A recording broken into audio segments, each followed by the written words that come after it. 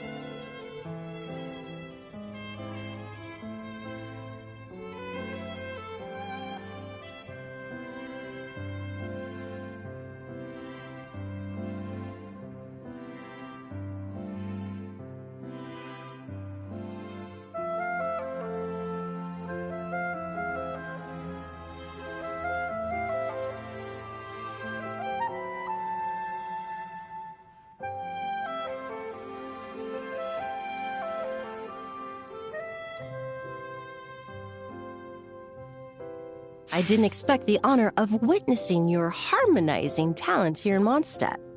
Both, actually. A lady calling herself a mage asked me to come manage her flower shop. At about the same time, the Cat's Tail commissioned me to create a new fragrance for their establishment. Ending today's busy schedule with a drink crafted by you in person is truly a wonderful reward.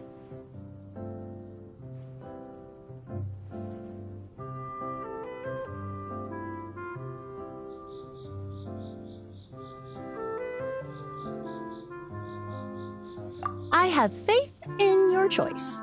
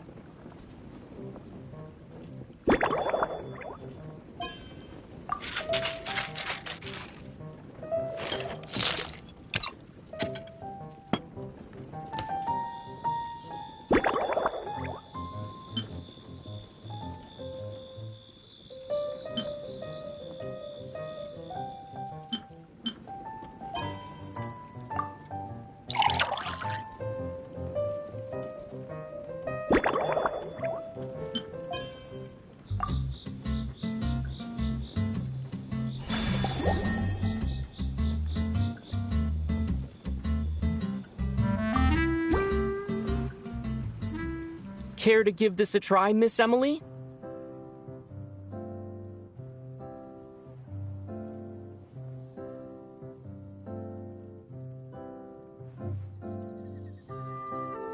Your artistry is truly a pleasure to watch.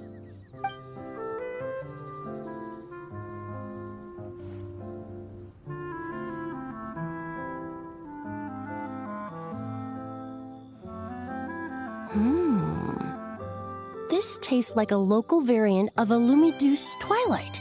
Am I right? The gentle and elegant taste, with its distinct layers combined with a hint of Mondstadt's characteristic scent, offers quite a welcoming flavor, all the while avoiding potentially discordant aromas. Though in reality, there's no need for you to be so conservative. I have quite a high tolerance for flavors that stray outside the boundaries of conventional wisdom. Your drink was nice, but it would be perfect if you could make one with a little more depth. A cocktail that shows off your unique understanding. If you need time to mull things.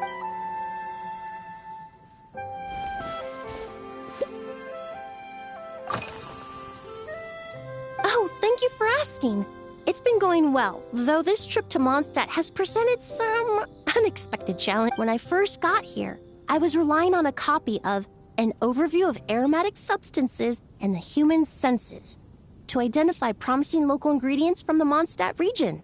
To my surprise, my trial fragrance, which used Valberry as the primary note, proved far too sweet in the context of a tavern, relaxing people so much that they ended up feeling. Let's just say that sweetness isn't always a case of the more the merrier. Maintaining an appropriate balance is beneficial even in daily life. I rarely eat sweet food, and I try to avoid fruits like berries that have a high sugar content. In the end, I completely eliminated Valberry as an ingredient and turned instead to Windwheel Aster, with some success, I might add.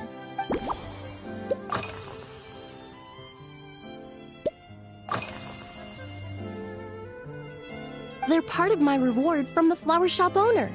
Important ingredients for making perfumes. Thanks to these, I was able to complete my commission for the cat's tail. I studied Mondstadt's Cecilia flowers many years ago. In fact, the fragrance of Cecilia in certain fields has become synonymous with Mondstadt itself. However, this is a special case. Some cats are quite averse to the scent of Cecilia, and we need to be particularly mindful of their preferences. Windwheel Aster. The various parts of the Windwheel Aster plant can be ground into a powder to extract their essences. I then blended the scents from its petals and leaves. I just took it for a little trial run at the cat's tail, and the cat seemed to really like it, extracting exquisite fragrance. Usually, after work, my friends from the Maison Gardiennage sometimes treat me to a few drinks.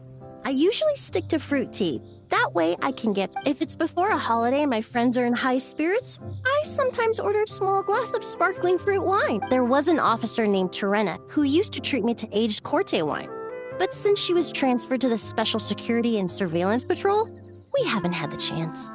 In the world of science, high-proof alcohol is a widely used solvent. I've grown well accustomed to. Besides, when I'm slightly tipsy, my state of mind changes, which in turn alters my approach to perfumes. It doesn't matter if the result is good or bad, so I don't mind drinks with just a little bit of alcohol, but I don't like anything too strong.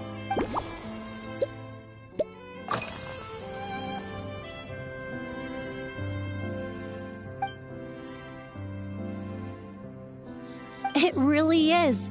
A while earlier, I watched a whole run of fair weather clouds float by, fluffy as pillows.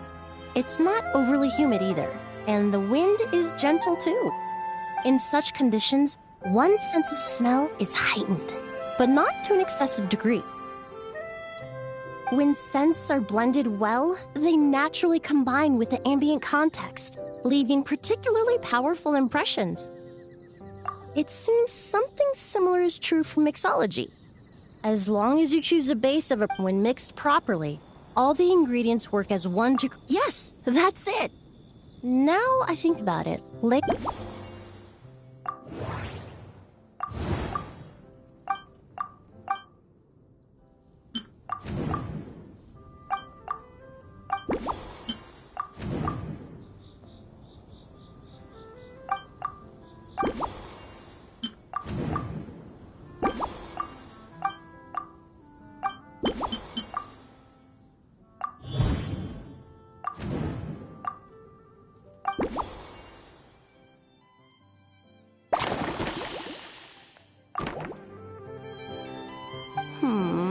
Just from our brief chat, or perhaps you possess a natural...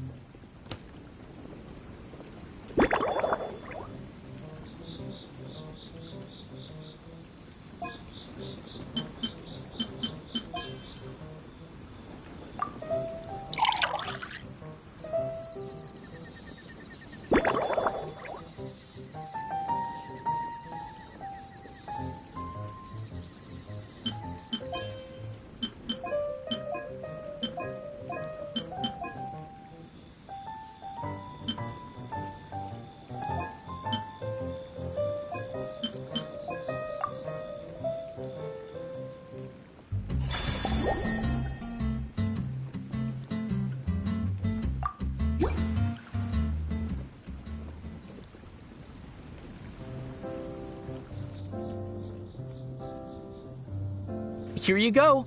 A new and improved, Emily-inspired Lumideuse Twilight. The colors are cooler and more refreshing.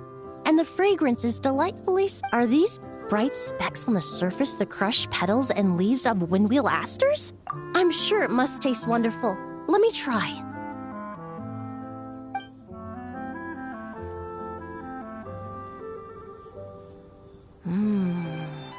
In the language of flowers, your cocktail not only captures their form, therefore, I suggest you call this drink the winds and clouds of Mondstadt swirled together in the glass.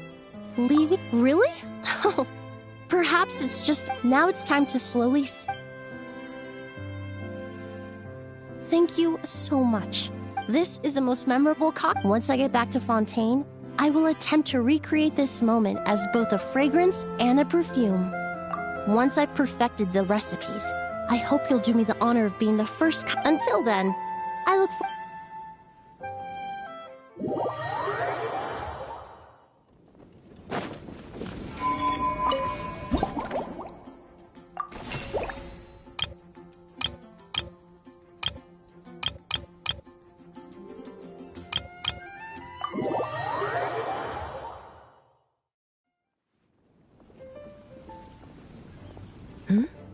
So you're looking after the drink stand now. I've got to say, I'm getting curious. I've heard a lot about your mixology skills. I wonder what kinds of drinks you can mix with the ingredients Glenfiddich has prepared. I don't have much of a choice. It's just one thing after another right now. First off, the Knights of Favonius annual combat assessment is coming up. And this year, the standards are higher than ever. As the captain of the reconnaissance company, I have to lead by example. At the very least, I need to rank as one of the top 3 captains in the practical portion. So, I've been intensifying my training lately. Being a descendant of sinners means I have to work hard to maintain my position. I'll have you know I've never once neglected my duties. Anyway, on top of all that, the General Affairs Company has invited a renowned champion duelist from the court of Fontaine to come here for a swordsmanship exchange. Since I'm one of the captains with the highest attendance rate when it comes to these things, and I'm fairly skilled with a claymore, I was chosen as a representative. I have to prepare thoroughly to make sure I'm a serious match for the champion duelist. And then after the exchange, I need to write at least 6 different reports based on the results. Oh, I sure could. Anything that'll perk me up would be welcome. I'll leave the details to you.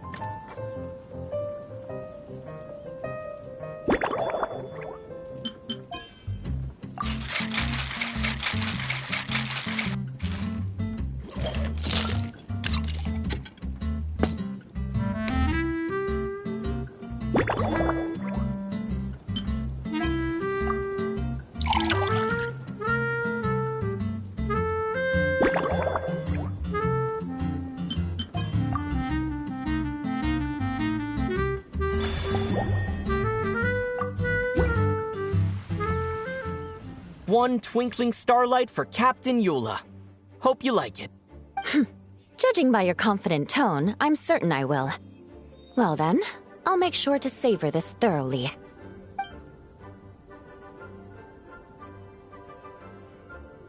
Huh, not bad. Sweet and tingly, with a delightful airiness. The fizzy water really brings it to life. I suddenly feel full of vim and vigor. But just one glass doesn't quite scratch the itch. How about something with a bit more bite? Don't hold back. You don't need to worry about putting me on the floor with nothing but a couple of drinks. Works for me. The first company hasn't assigned me any paperwork for tonight, so I'm free to catch up and try your new creations at my leisure.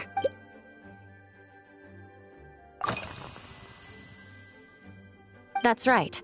The merchant I got it from called it Romaritime Flower Fruit Extract. It has a very unique smell. Oh, it's a necessary courtesy. In that book Miss Magistus lent me, The Blade Dancer, 20 Years On, it says, after a duel, a Fontanian swordsman will politely invite their to properly play host to Miss Clorinde. I searched for quite some time to locate a rare goods merchant in Dorman Port who sold this juice.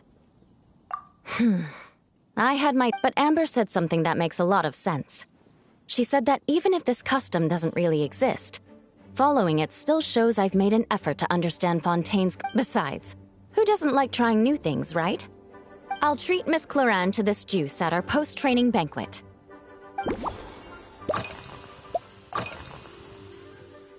If you want to know what I've been eating recently, I'd better start by mentioning the logistics company's latest revolution. They launched a diet improvement initiative and started distributing a form of standardized canned food to knights operating in the wilderness. In the past, we only had dry rations. Every mealtime, we had to set up pots and campfires, roll dice to choose a cook, and take turns standing guard. In all honesty, it was a bit of a hassle. Now we just need to bring our standard field rations, comprising of 5 cans and 9 paper packages. We can heat the cans by the campfire, and then we're ready to eat. You did say, sounds like, right? Our canned food supplier has quite the stellar reputation, and their regular...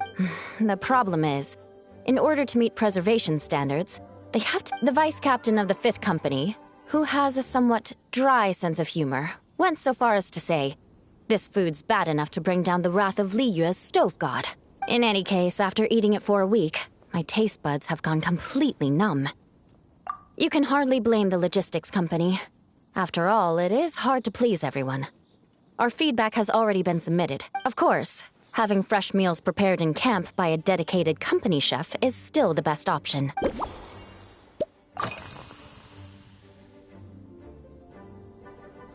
Yes, I have. For a while, the situation there was difficult. A gang of outlaw engineers was messing about with some sort of mechanism control technology, attempting to manipulate ruin graders so they could rob merchant caravans. To make matters worse, several veteran knights who had been stationed at Dorman Port were transferred to my squad, and they weren't happy to be taking orders from that Lawrence girl. Leading them on this mission was quite eventful. It took 3 weeks of stealth operations in the snow, with no fires to keep us warm, before we finally located the enemy's stronghold. Those veteran knights faced the bitter cold and were almost taken down by the enemy's smuggled battle mechs. Fortunately, the battle went our way, and they had no choice but to acknowledge my abilities. Me? I'm completely fine. But thank you for your concern. It was mentally tiring for sure, but fortunately, the operation wore them down far more than it did me. They won't be questioning my authority again anytime soon. If any new recruits try to make my life difficult, I'll just have my veterans give them a few friendly pointers. I guess you could call them a permanent solution, huh?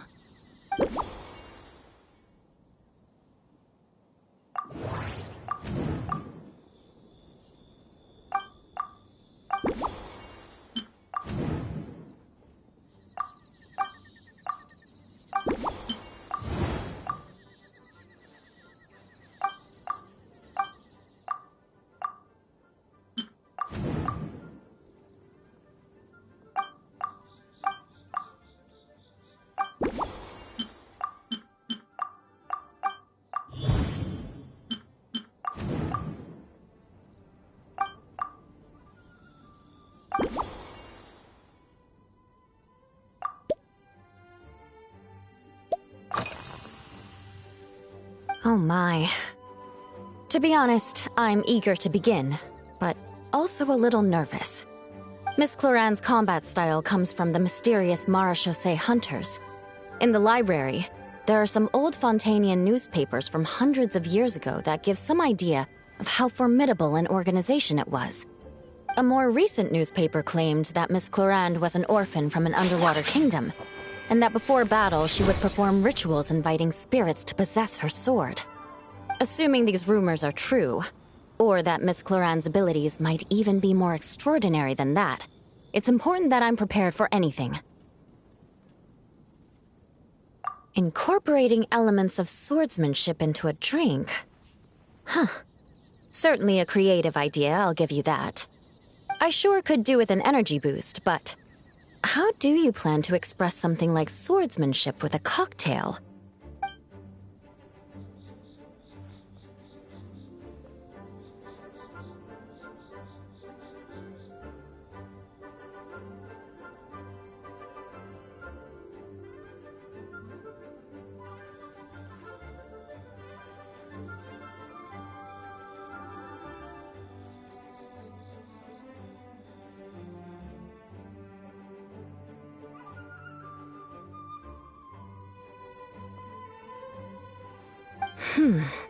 That definitely matches the description I read in that book.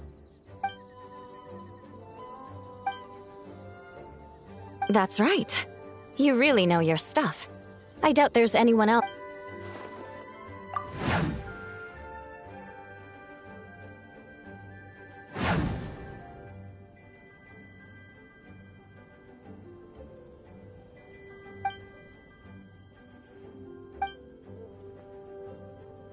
There's no need to make it sound so fancy. It's just an aristocratic variant of Favonius bladework.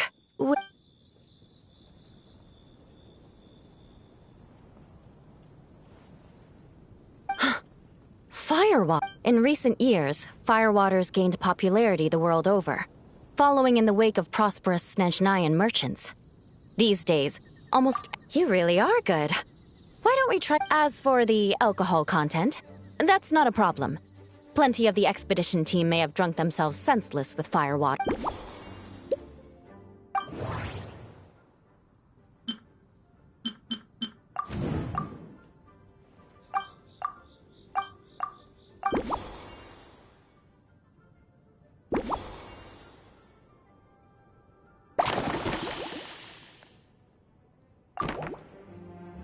Brilliant! I'm look-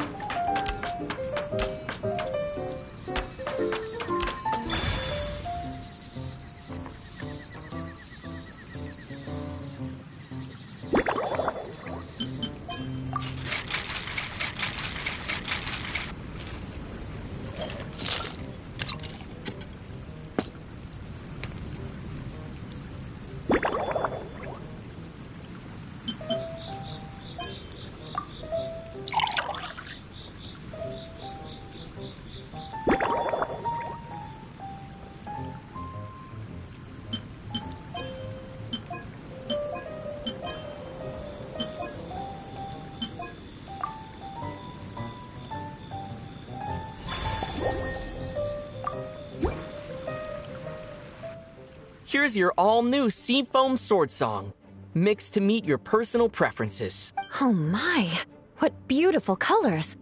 And you even added my Romaritime flower fruit extract.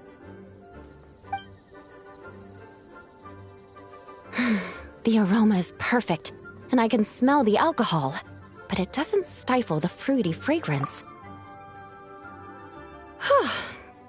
Give me a moment to come up with the right words. I know it's unbecoming of a lady, and a proper connoisseur would savor their... but... Can you mix me another?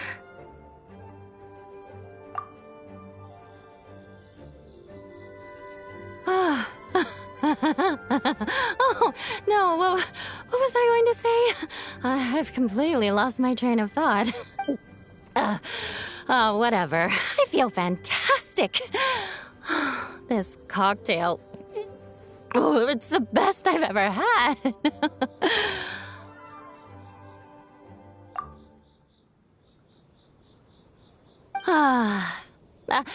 I think I'm gonna head home and get some sleep. Don't worry about me. This is the happiest tipsy I've been in years. I'm still far from being drunk. By the time I've gone a few rounds with that, Miss Chlorinde, and completed my reports, I'll have been on duty for 3 months straight. Jean, the acting grandmaster. Isn't it about time she gave me some time off? I won't be forgetting this injustice in a hurry. You mark my words.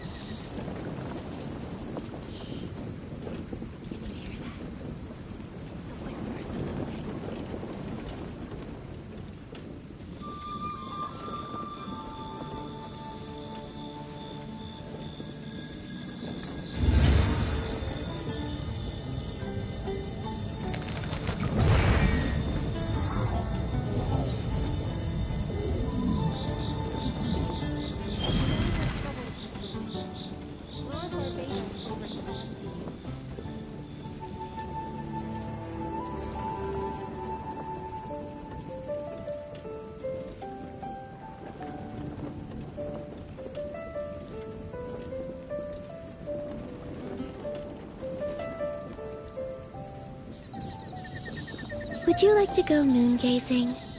You can sit in my rocking chair and admire the view. Or we could go to the moon and gaze down at Teyvat. Whatever you prefer.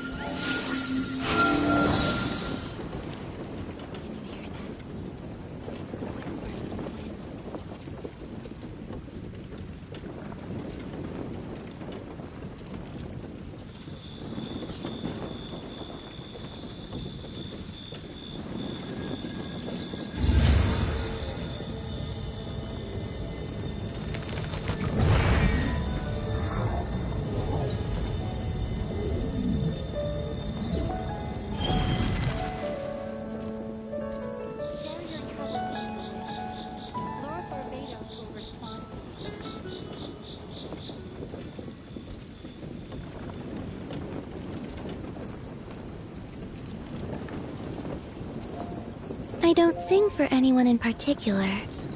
Still, if someone stops to listen, I hope it provides a moment of peace all the same. Can you hear that? It's the whispers of the wind.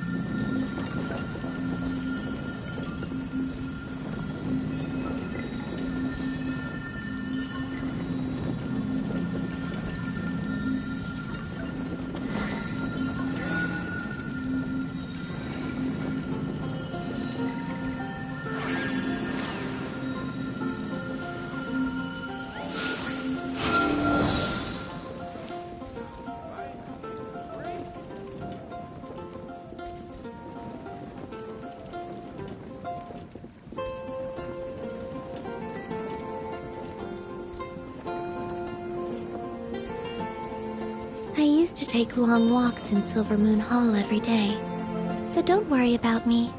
I can keep up.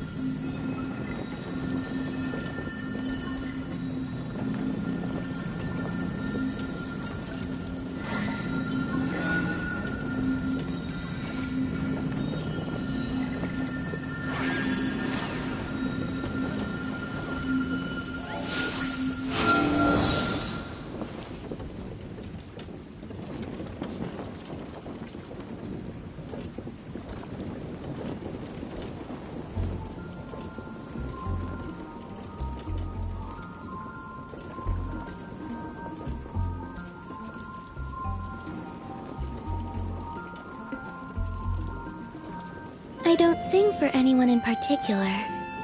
Still, if someone stops to listen, I hope it provides a moment of peace all the same.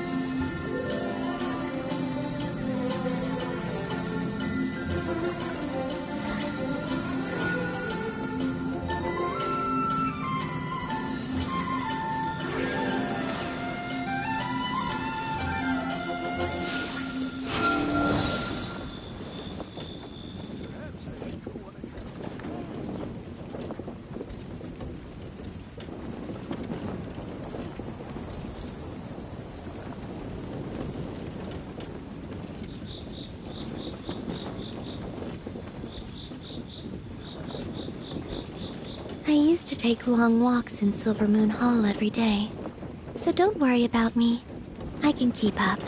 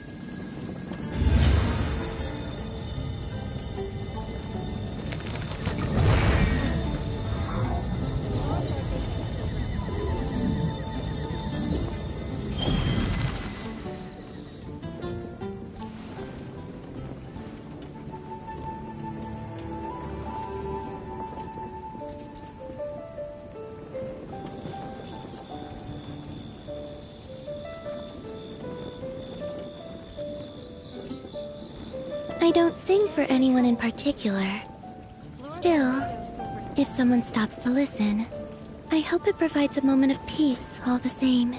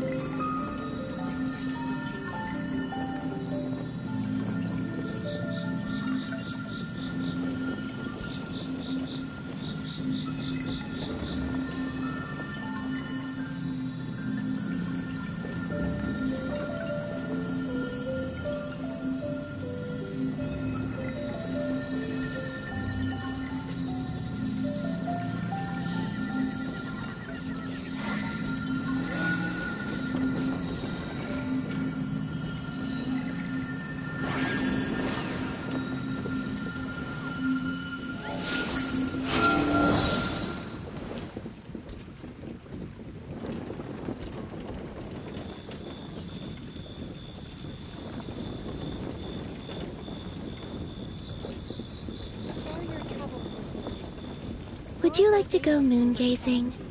You can sit in my rocking chair and admire the view.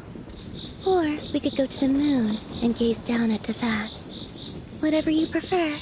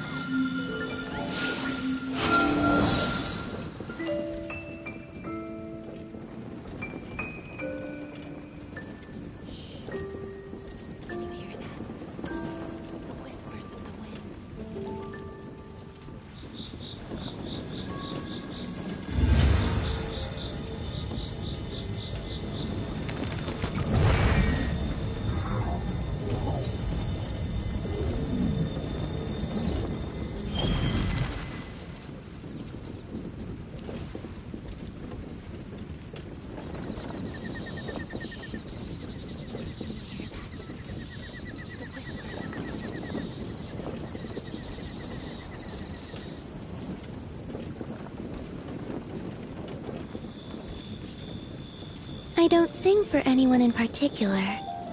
Still, if someone stops to listen, I hope it provides a moment of peace all the same.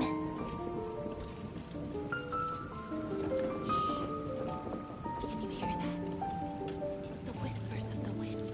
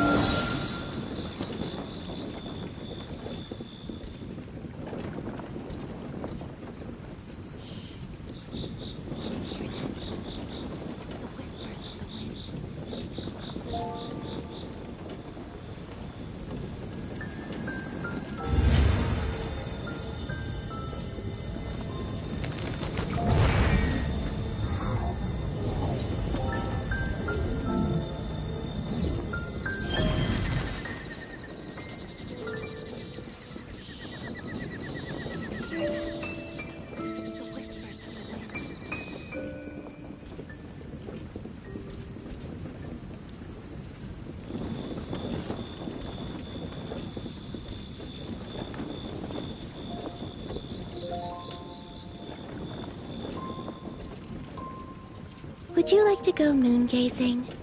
You can sit in my rocking chair and admire the view. Or we could go to the moon and gaze down at Tefat. Whatever you prefer.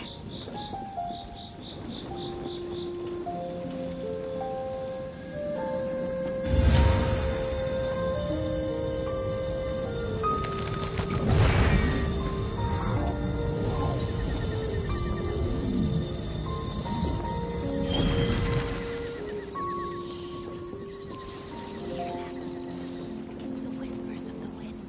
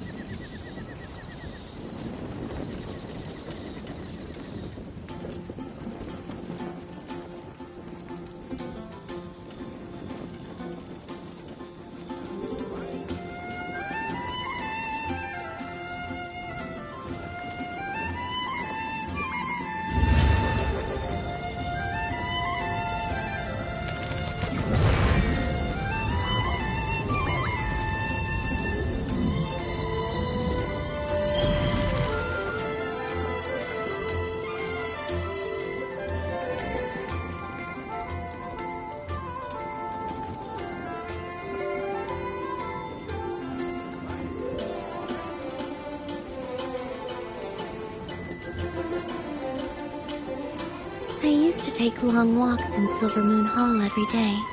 So don't worry about me. I can keep up.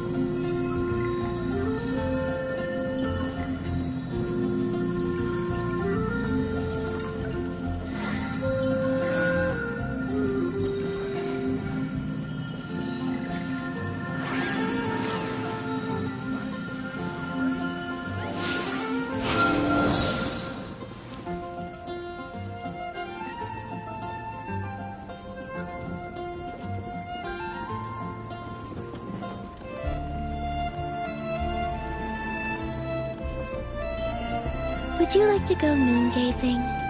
You can sit in my rocking chair and admire the view. Or we could go to the moon and gaze down at Tefat. Whatever you prefer.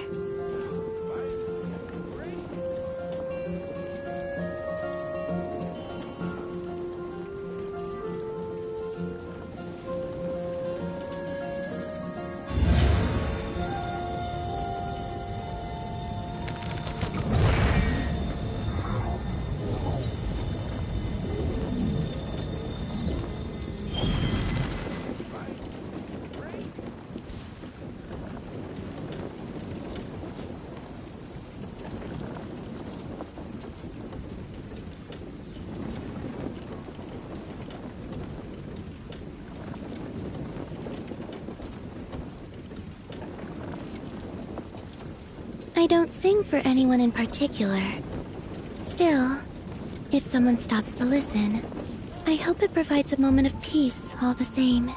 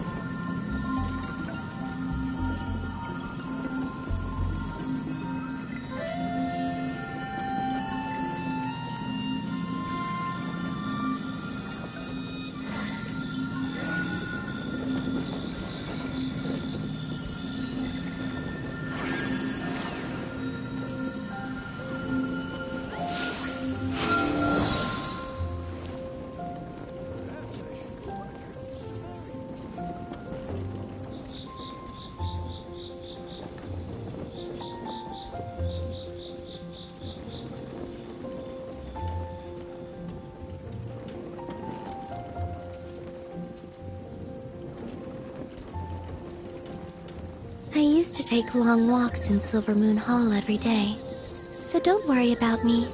I can keep up.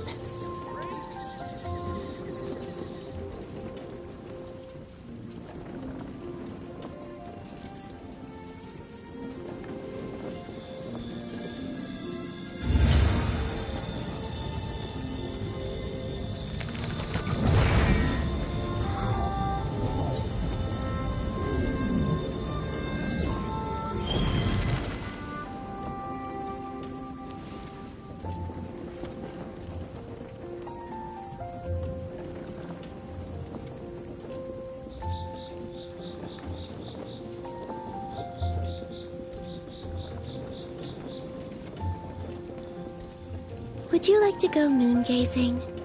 You can sit in my rocking chair and admire the view. Or we could go to the moon and gaze down at Teyvat. Whatever you prefer.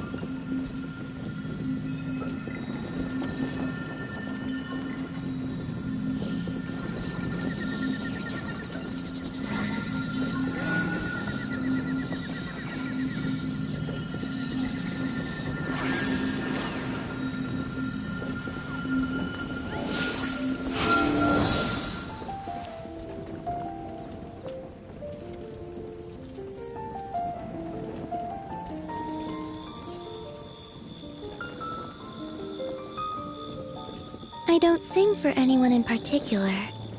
Still, if someone stops to listen, I hope it provides a moment of peace all the same.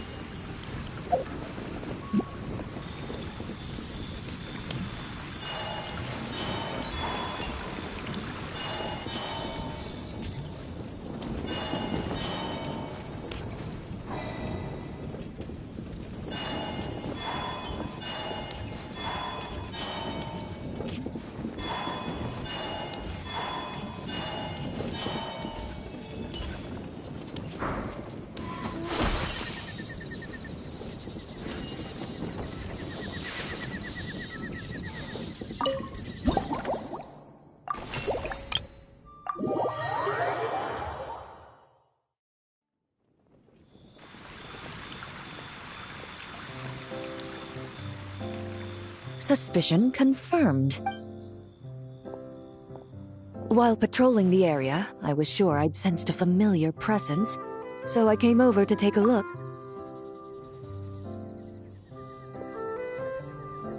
If Miss Charlotte were to see you like this, I'm guessing she'd take 100 sword-wielding traveler's secret side hustle. Exclusive cocktails from Tevat's Explorer Extraordinaire.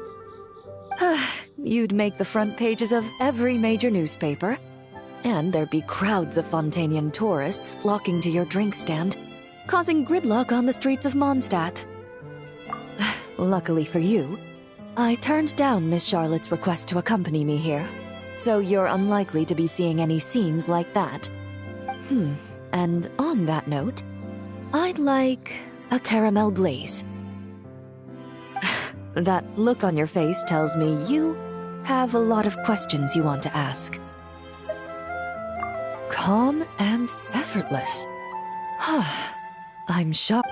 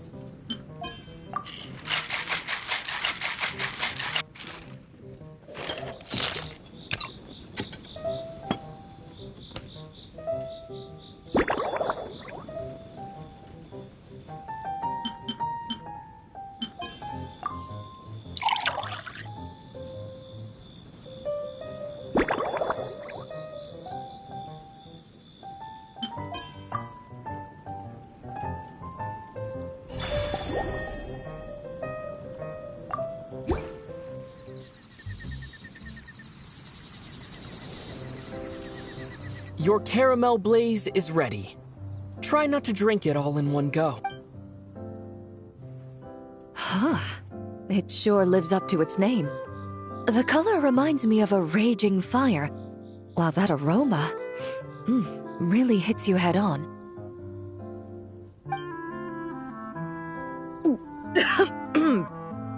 It's quite strong. I'm all right. I just need a little time to get used to it. As I recall, the last time I drank alcohol was at a wine tasting event that Navia invited me to last year. I only had a small sip of Sassica wine, and it was nowhere near as from a purely rational perspective. Alcohol can cause dizziness and impair one's ability to work, so it's best avoided altogether. But when Miss Farina saw me off at the docks, she mentioned that Mondstadt is the land of wine and poetry. Since I'm here, I thought I should at least try the local specialties. In fact, according to my intelligence, the captain of the reconnaissance company, who I'm preparing to spar with, has her publicly available battle reports are truly a sight to behold. Out of the utmost respect for her skills, I feel compelled to deepen my knowledge of Mondstadt's wines. I truly appreciate all the... Huh? Does that mean she's already finished her commission? Well, she's certainly efficient. Once I return to Fontaine, perhaps I can let Sigewinne know that I'd be happy to purchase her latest perfume. I'm not sure I'd say that. On my way to Mondstadt, we happened to take the same boat. Naturally, we got to chatting. I've often heard Sigewinne praise her work. After conversing with her on the journey over, I must say, she is indeed a rare and refined individual. She's gentle and composed, yet keeps others at a distance. Perhaps it's due to her profession. I find this approach ideal. It allows one to maintain a lasting sense of inner peace. Oh, thank you, but there's really no need to set anything up. Our work rarely intersects, and our social circles hardly make for a Venn diagram, if you know what I mean. Best to just let things take their natural course.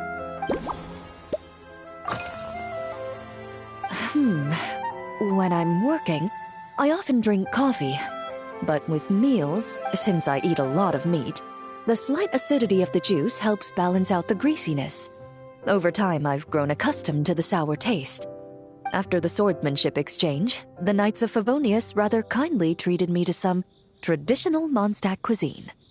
I had 8 different meat dishes, and all of them were excellent. The portions were huge, and only the highest quality cuts were used. Everything was cooked to absolute perfection. Of course, there was still room for improvement. When catering to tourists, the sticky honey roast and pile 'em up might benefit from a slightly lighter sauce. I've certainly tried all the red meat dishes. I think I've had enough calories to sustain 3 days of vigorous work, so I've had to decline all subsequent dining invitations. To be honest, I can still taste the grease. There must be a way to cleanse my palate.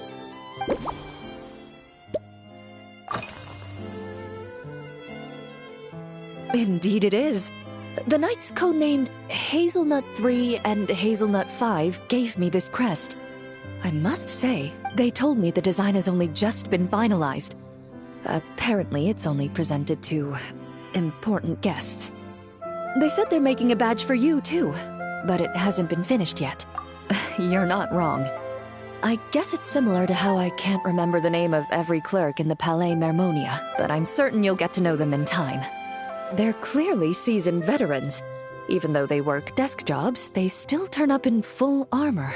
After handling my affairs, they headed to the tavern for a gathering, saying they wanted to continue last night's duel and determine who had the highest alcohol tolerance. Drinking barrels of beer the night before, yet being able to work with clear minds the next day.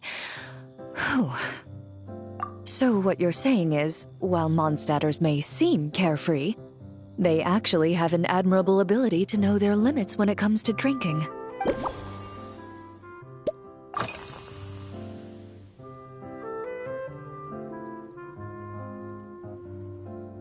I've seen a little. I took a stroll around the city the first day I got here. Navia's done some rather extensive research on this place. Many of the scenes and illustrations for the tabletop troupe were inspired by views of Mondstadt. However, the way she describes the atmosphere in her world building is quite different from the real Mondstadt. The deepest impression I've got since arriving here is, perhaps because I've mostly just visited the blacksmith and the training grounds. Recently, the newer weapons and armor produced in Mondstadt have been created using a completely different heat treatment process from those in Fontaine, with a higher carbon content in the surface layer. While this has slightly reduced their overall toughness, their impact resistance has greatly improved. These newer weapons give off a smell like overbrewed coffee. Perhaps it's because that scent gave me such a positive first impression. You see, Fontaine's signature metalwork is often coated with a protective agent that contains Marcotte. Over time, the faint fragrance becomes overly sweet. And for some reason, it makes my teeth feel funny. I don't imagine the scent of Mondstadt's swords and shields would cause the same level of irritation.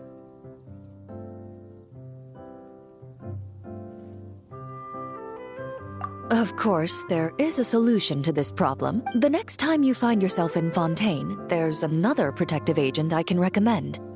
One that's as neutral if you also dislike being bombarded with sweetness. This protective agent...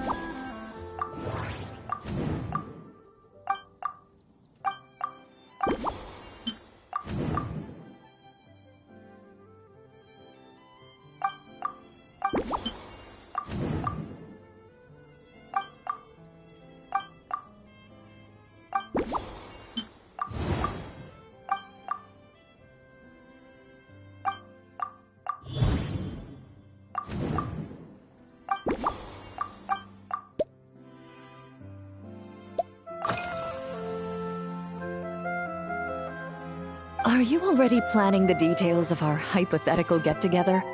Based on my previous experiences with alcohol, I guess my tolerance is similar to Emily's. Fruit liqueur is probably my limit. So when the time comes, I think you'd be best off mixing similar drinks for the both of us.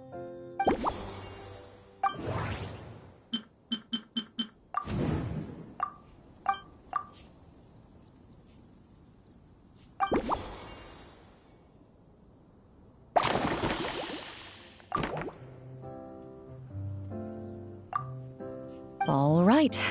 Even if it's still a bit strong, I'll...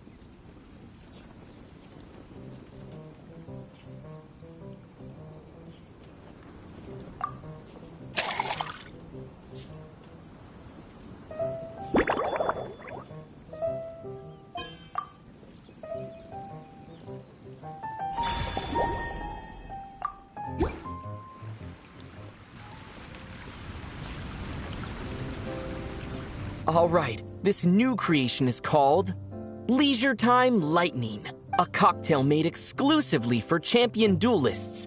Enjoy.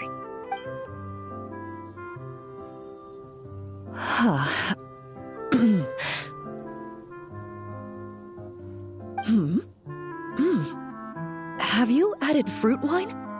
It tastes wonderful. This is ideal for me.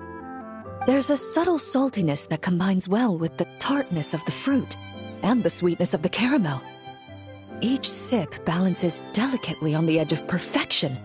The color of the wine also fits well with the name, and the lightning imagery contrasts with the fiery nature of the caramel glaze. But where does the leisure time part come in? I see. That certainly matches the impression this cocktail gives me. Its unique aroma and taste will hold a special place in my memories of Mondstadt. Do you think, if the chance were to present itself, you'd be interested in mixing drinks somewhere else?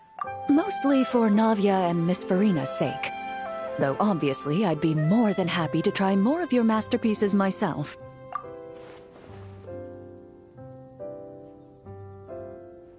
I understand. I won't try to strong-arm you. In any case, I true thanks to you, whether I'm facing the powerful captain of the reconnaissance company or discussing strategy with the Knights of...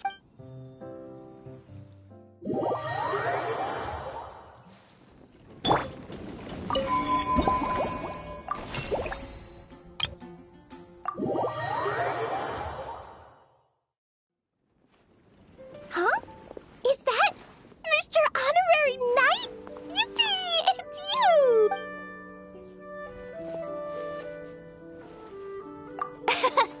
Auntie Eula told Klee that Miss Hertha had found someone amazing to help out. Seeing you here, Mr. Honorary Knight, Klee knows this must be the best drink stand in all of Teyvat. You mean this stand isn't already the best? Well, out of all the drink stands Klee's ever visited, Mr. Honorary Knight's is easily the best. And no matter what drinks Mr. Honorary Knight makes, Klee will definitely think they're yummy. Oh, you want me to be mean? But Klee could never be mean to you. Let me think. I know! I'll pretend to be Albedo! Whenever Albedo reviews Timaeus' work, his face goes super serious. And Klee can... Yeah, I'm going fish blasting with Mom soon. Don't tell Master Jean, though. So, Clee wants to order a fair weather frolic. Anything like a bright sunny day will definitely put Clee in a super duper mood. I wonder what it'll taste like.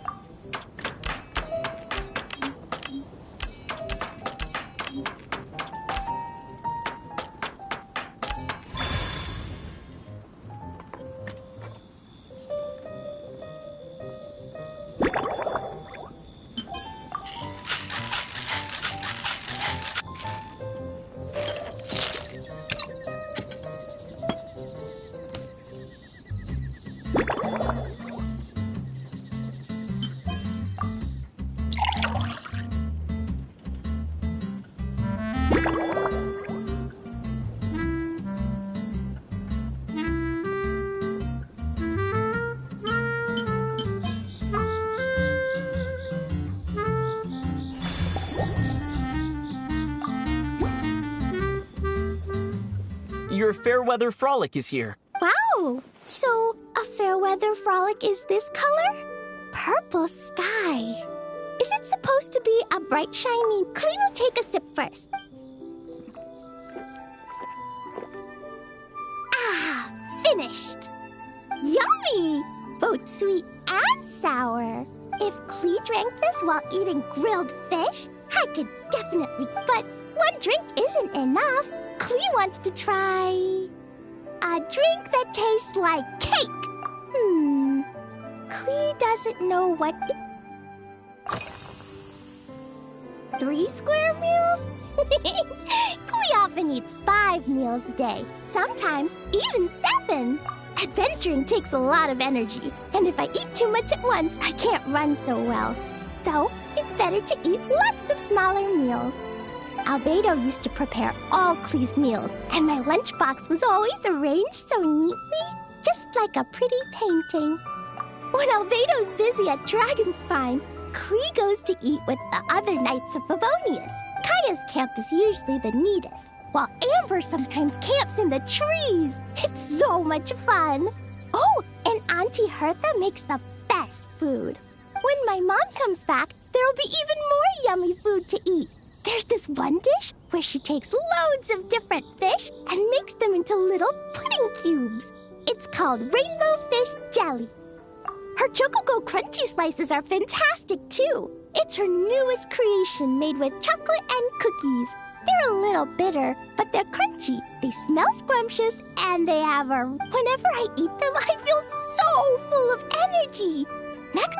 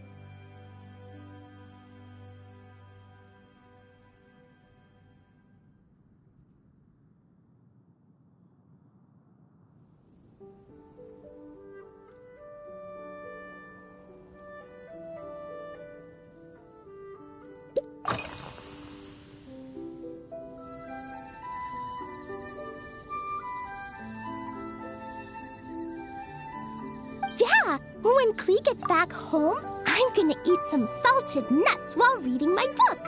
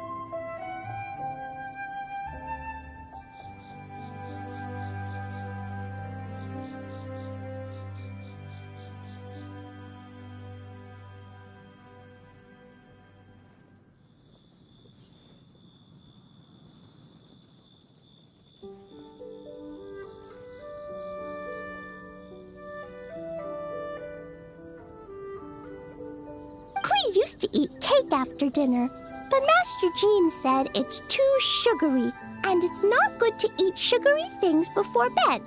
Apparently, it makes you chubby and gives you toothaches. So, Mom got some advice from Auntie Barbie, and now she gives me nuts instead. She says they help my brain remember. Nuts don't have much flavor. It's like chewing gone grass, but they're okay if you add a little salt.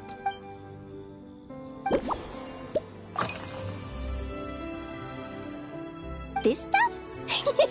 Mom taught me how to make it using the alchemy bench. A dash of sugar, then a lot more sugar, then some flowers from Mom's friend in Fontaine, star honey from Auntie Barbie, and finally, some magical jam from Auntie Tavia.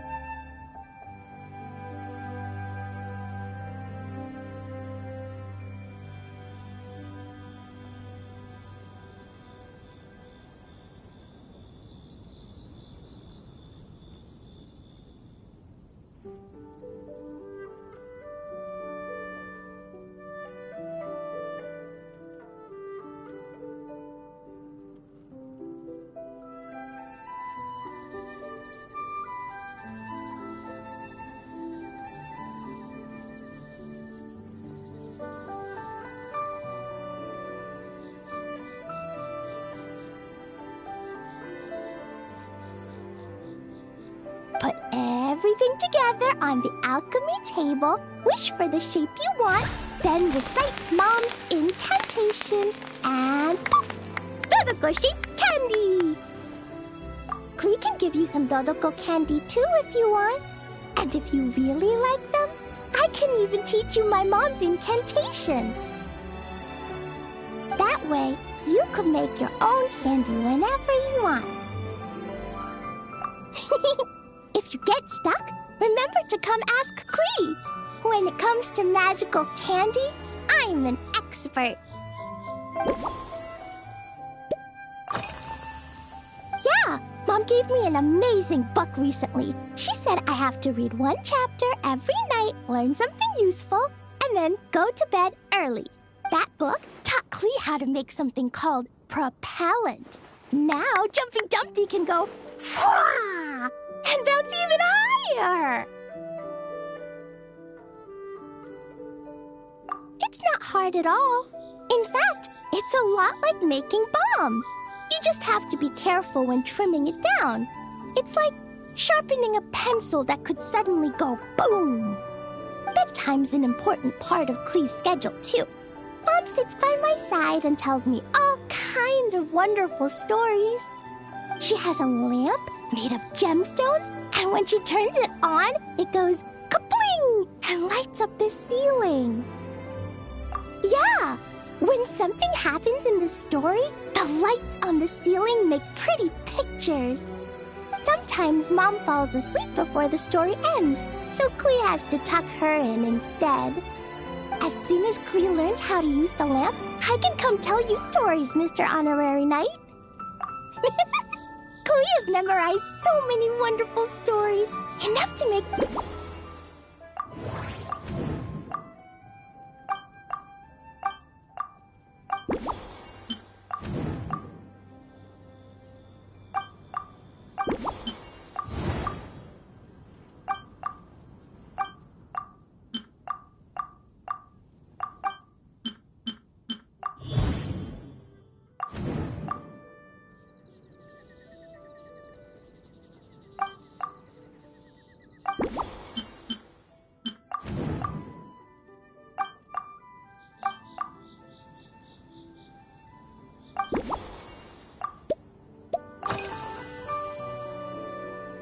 Oh yeah! Clee still wants to eat sweet things, like cake, for example. Maybe we could just... Oh, right! That friend of Mom's who's always wearing glasses gave her a big bag of Fontanian Buell fruit. They're so round and rolly. Clee ate a whole bunch of those, and they were super sweet. But Master Jean said it was okay, because sweet fruit isn't the same as sweet sugar. So if Clee really has to eat nuts, maybe I can just soak them in some fruit?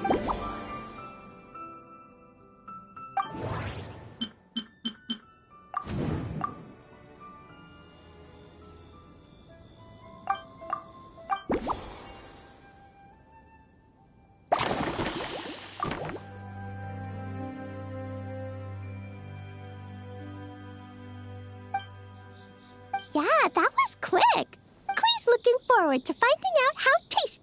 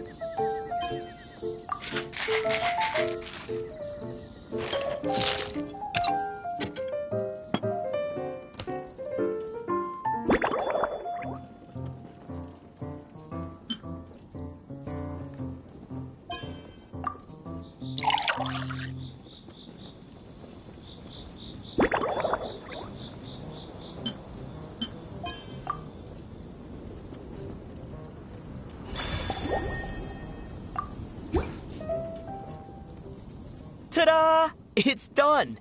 I just know you're going to love this new creation. Wow! There's Dodoco candy on top!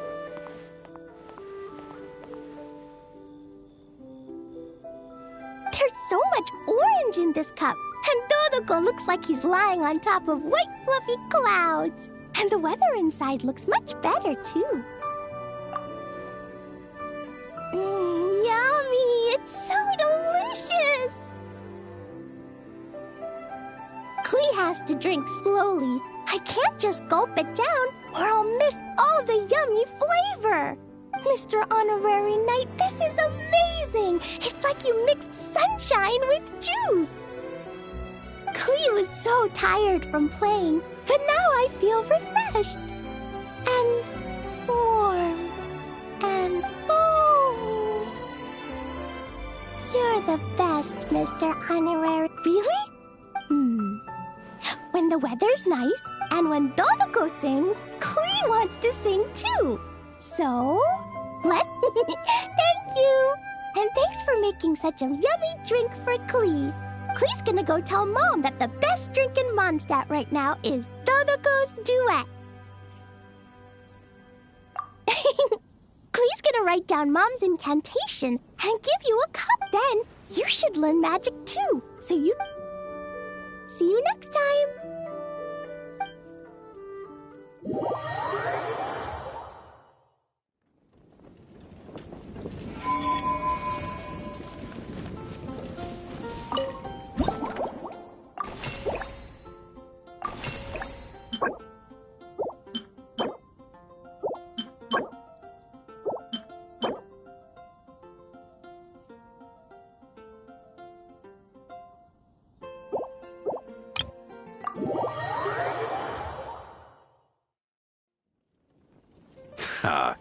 So Hertha's even roped our honorary knight into helping with this little venture.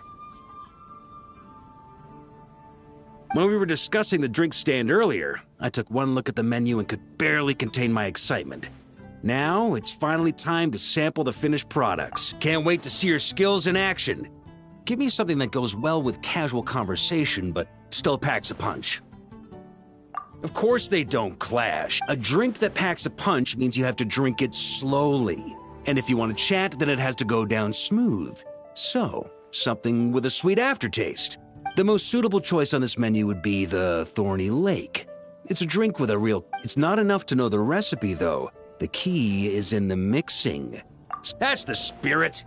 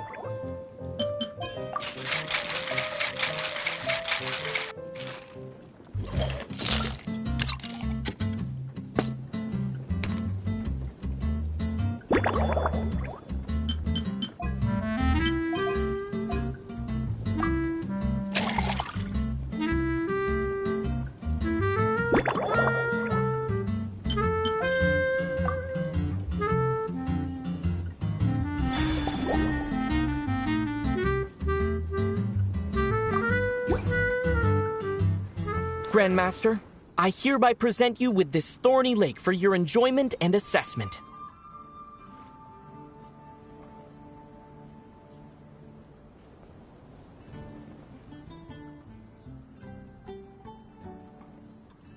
Well, the color and aroma are certainly on point. But as for the balance of flavors...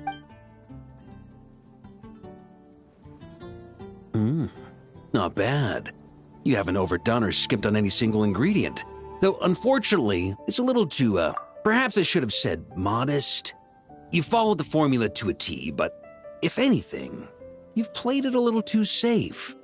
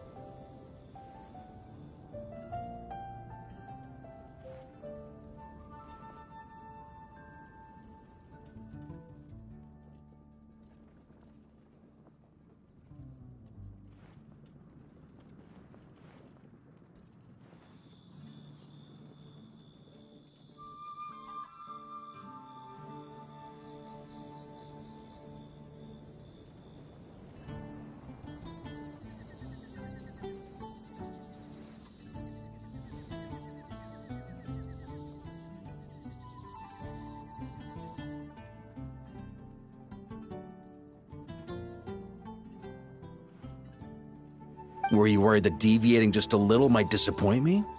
Hey, we fought side by side and dealt with things that even gods were loath to meddle with. Ours is a friendship forged in the margins between life and death.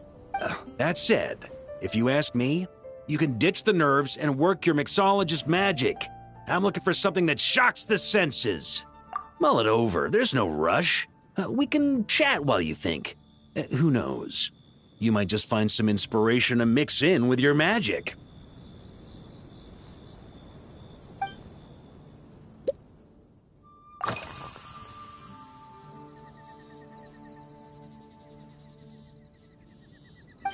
Ha! I like your style.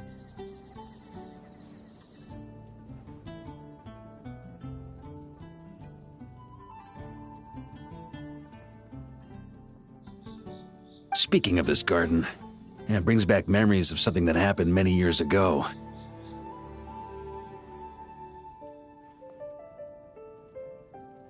When I was young, I liked to find ruined guards to test my fighting skills, both armed and unarmed.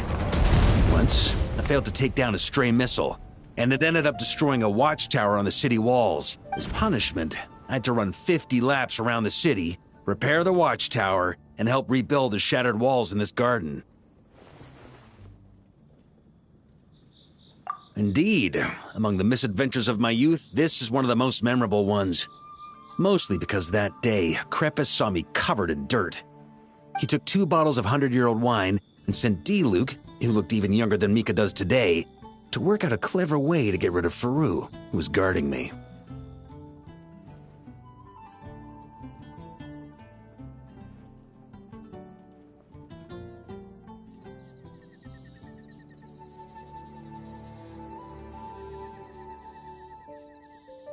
It was so hot that day, I could swear I was about to pass out. On a whim, I picked some mint leaves, put them in one of the wine bottles, and the result turned out to be surprisingly tasty.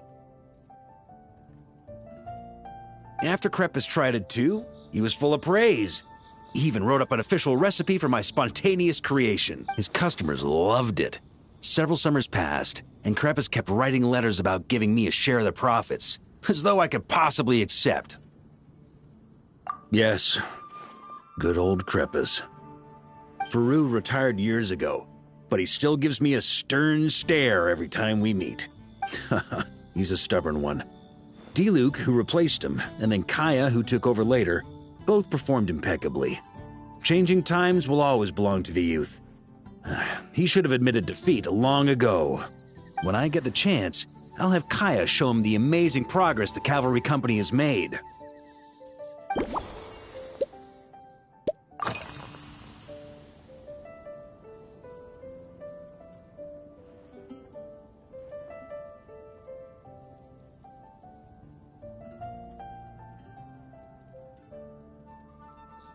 Well, let me think. I guess you could say it lacks impact. Even when following the same recipe, the techniques used to mix different ingredients can affect the taste. Sometimes, deliberately creating layers between spirits can bring out the different waves as each one hits the taste buds in sequence. In this regard, too, you've taken quite a tentative approach. Why not be a little bolder? Ha ha ha.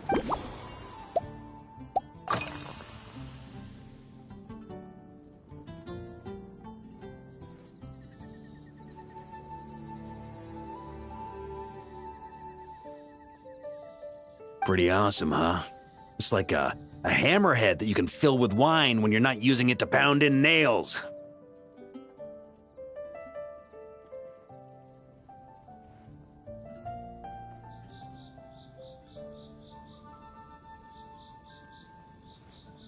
It was a gift. Hoffman came up with the idea, Charles supplied the design, Wagner helped cast it, and about 10 or so knights chipped in to pay for the materials. They've been waiting to have a good drink with me, and this is my crucial weapon to aid me in a fair duel with them all. I'm the Grand Master, after all. I've been drinking a lot longer than them. I've practiced more assiduously, and I have a bit more, meat to absorb the blows. So it's only fair to my subordinates that I drink a teensy bit more per round. Wouldn't you agree?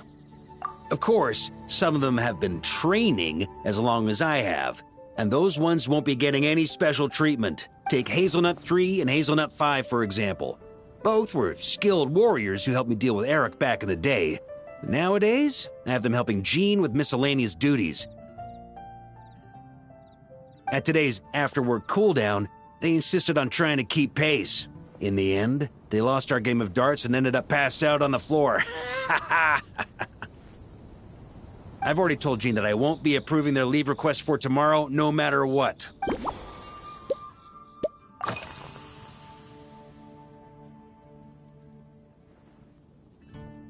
It's a treasured place that the Knights of Favonius have maintained for years. So it makes sense that it's become the go-to location for organizing such things.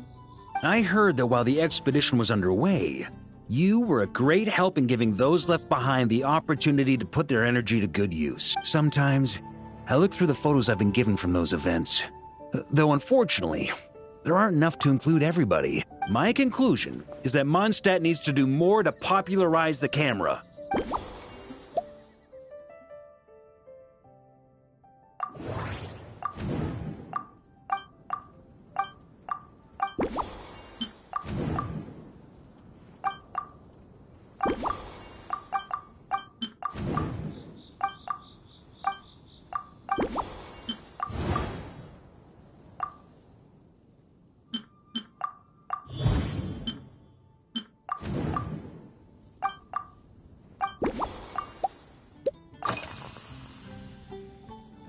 If I were in charge of organizing events? Well, I suppose, for example, we could go all in on this drink stand and open it to the whole city, with every company of the Knights selecting one or more mixologists to compete against each other. It's only a thought. Can't let things get too out of hand. If I were to actually throw a grand banquet, Jean would come after me with her sword drawn. Even Frederica would launch a punitive expedition. While in Nodcry, we had a rule that knights must never get drunk while at their posts. Otherwise, it could lead to dereliction of duty, with serious consequences. Exactly. As expedition members return to their companies, my hope is that this rule will gradually, just like firewater and Smedina.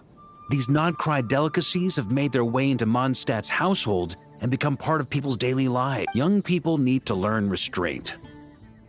At the end of the day, no one should be biting off more than they can chew. Unless it's someone near my level, they shouldn't even be thinking about enjoying a light buzz when they've still got work to do. Most people would just end up a whole lot drunker than they'd like. You should come practice with me on weekends. Trust me, once I've drunk them under the table, they'll be swearing off wine for a whole week.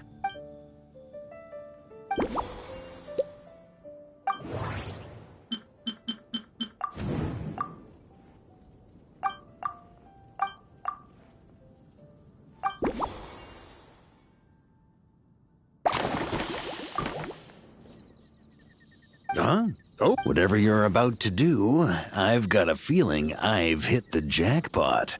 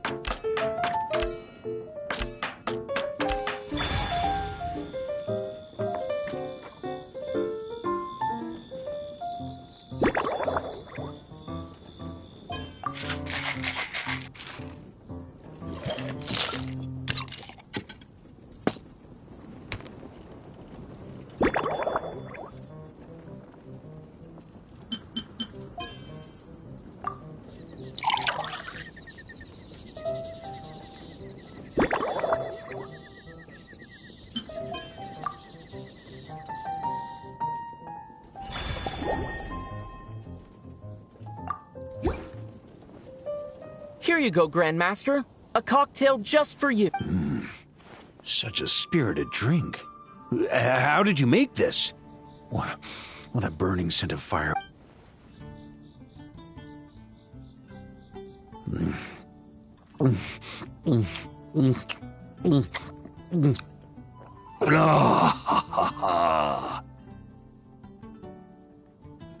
Perfection.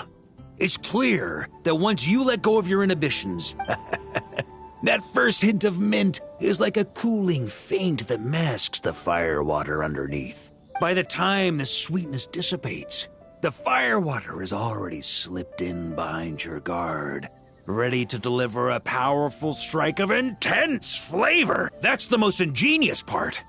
Firewater's greatest flaw is a lack of aftertaste, but the Smetana perfectly maintains the flavor at the peak of its intensity. It's hard to imagine something this good was created by a mixologist who doesn't eat Iron Wolf. Oh, perfect. It's elegant, yet wild. Only you could come up with such a fitting name. Oh, I have an idea. Why don't we name our Knights of Favonius' drink stand after you? Let's call it the... No time to waste. I'll go have a word with Glenfiddia right away.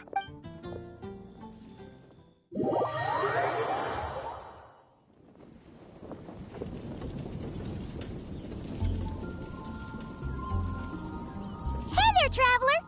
All wrapped up for the day? Paimon here. You did a great job holding down the fort while she was out delivering drinks with Glenfiddia.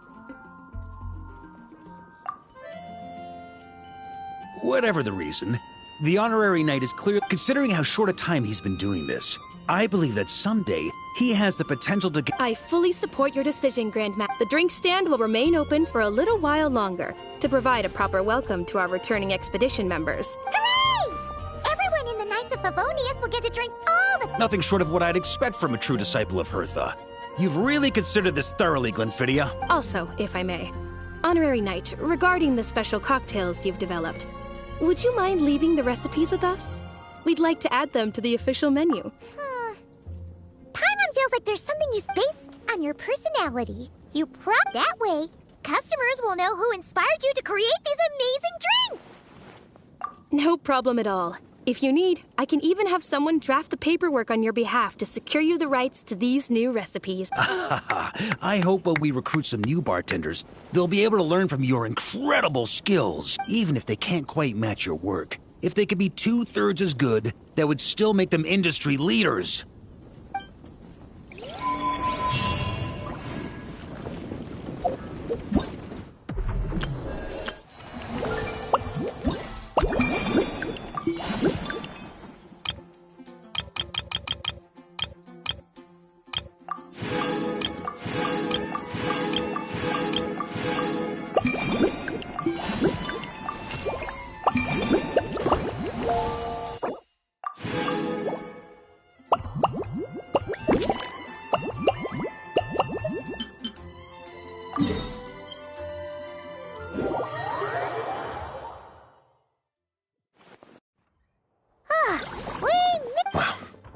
Jean wanted my input on everything.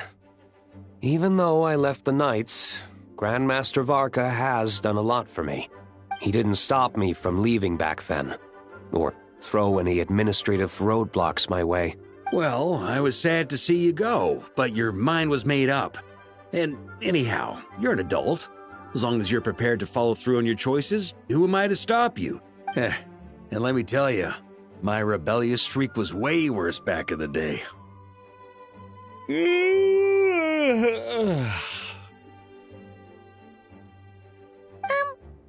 look pretty tired. Late night yesterday?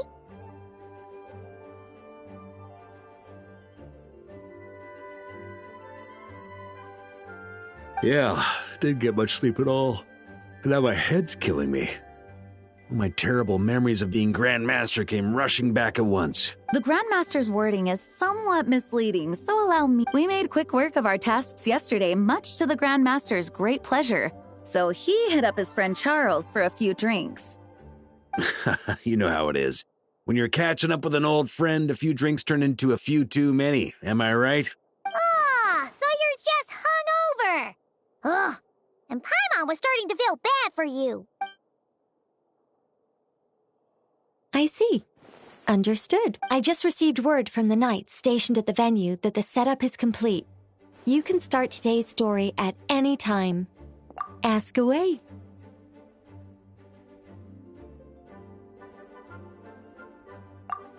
You mean like how only you could have purified Dvalin's tears. That ability is unique to you. And to be honest, a lot of people might not even know you're capable of something like that. So they might get stuck at that point in the story. Don't worry, I thought about that. The story told within the bubble has some jumps. I've deleted the parts that might complicate things. The remaining content doesn't require the participant to do much of anything, actually. It should be like watching a play, except you get to walk around as you enjoy the performance. Wait! But we ran into a combat encounter yesterday when that... We'll take care of that. Alice and I want this to be an experience even a child can complete without trouble. The parts you're testing today are more stable, so there shouldn't be too many bugs. Of course, when you access the dicier sections, be sure to keep our vision in mind. Speaking of Alice, where is she? Clee demanded some playtime with her mom. And of course, as far as Alice is concerned, nothing is more important than a request from her daughter. Yep, that checks out. Ha ha ha ha. Well, let's get this show on the road. I'm ready to witness our honorary night story.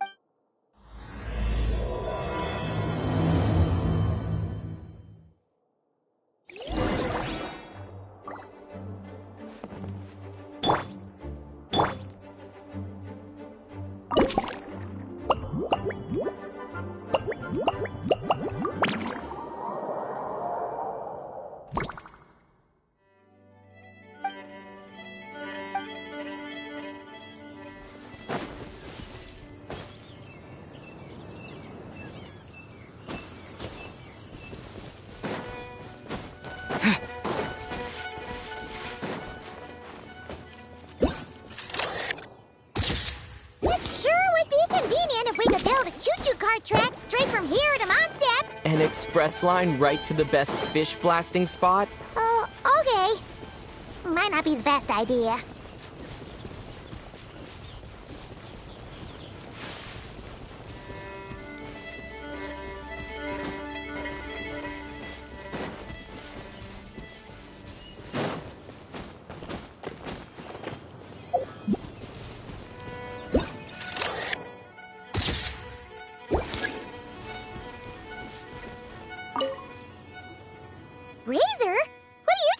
Fiery woman came to take Lupercal.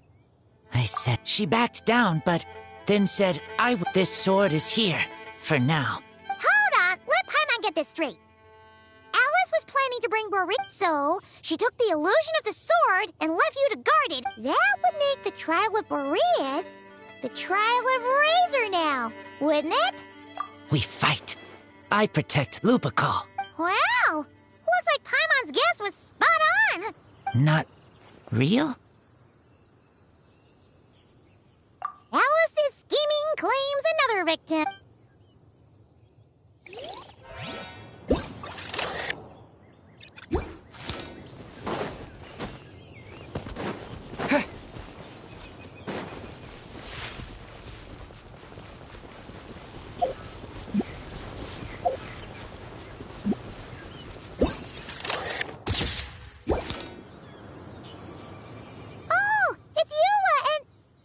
Yes. I received an invitation to exchange swordsmanship techniques. I'd heard of the single-handed sword form of Favor, but after crossing swords with Miss Eula, it turns out the Knights of... You're quite an accomplished swordsman yourself. Although I suppose that's to be expected of the champion duelist. Even over a few short rounds, I feel like we've learned a lot from you. For sure. You don't have to worry about breaking stuff or accidentally hurting anyone nearby. That's right. There also appear to be automatic Harpasta launchers in the area. Ah, that's one of your local traditions, isn't it? Why not? You should know, though. Hold on. No muskets allowed. Oh. Why not? Doesn't it still count as hitting the Harpastum?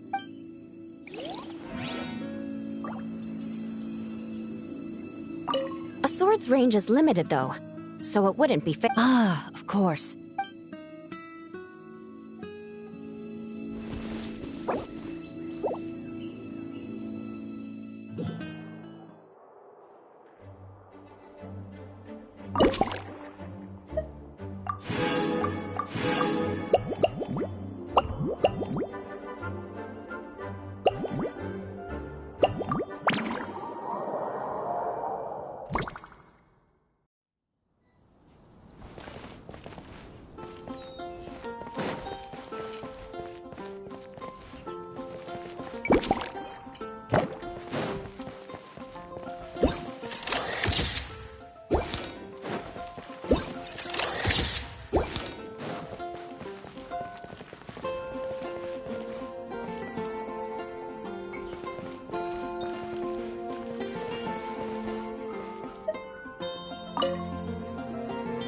So that's Fiona? What are you doing here? It's my first time seeing these little guys. They're from Natland, right? Alice put a version of the cat's tail here and asked me to run it. It has the setup I'm used to and everything. Now, all I need to do is make some drinks. And you know what? This is the perfect chance to change all the ingredients to super weird stuff. Looks like your campaign is going... Of course. The only thing missing is... the cats, actually. They seem to prefer the... but that's not a huge surprise. Cats are sensitive about where they live, even if the place looks exactly the same. So, Alice said she would find different staff instead. And then these little saurians appear. Then it gave me a few pointers on how to get along with them. Turns out, there's not a huge difference between them and a cat or a dog. Hey, then you should call this place the Saurian's Tail instead.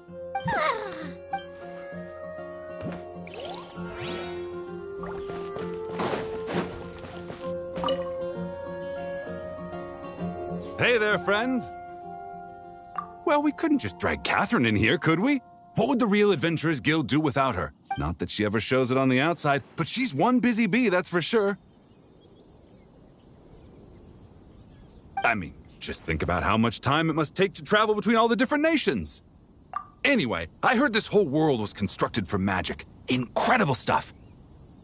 Even the books on this shelf are real. Not a single prop to be found. Huh. I really gotta take a better look around once this gig's done. Not today, I'm afraid. Once I've earned enough more from this trip, I'll open up shop at the usual. True, but it doesn't seem like the people who created this place set up anything like that. Hey, but could we even take them back?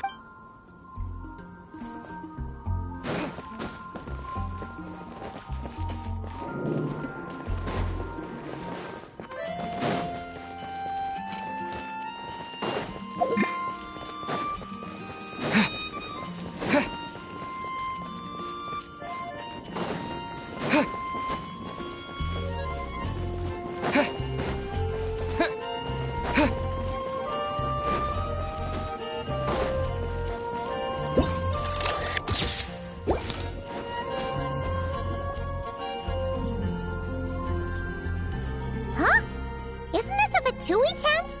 That shouldn't be here.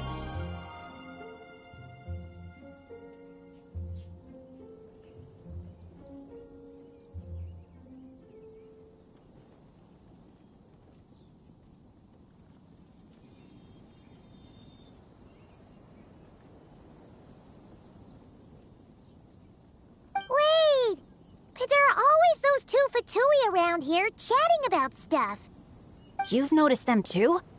I've been watching them for a long time. Not guess it's just my luck. Well, actually, they seem to get information a bit slower than the Knights of Favonius. So they usually end up discussing stuff that hasn't been secret in a long time. Have you guys ever wondered why they don't just go home?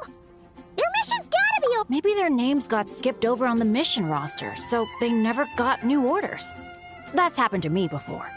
I suppose, but your experiences tend to be quite unique. It's possible the Fatui stationed them here long-term to keep an eye on things.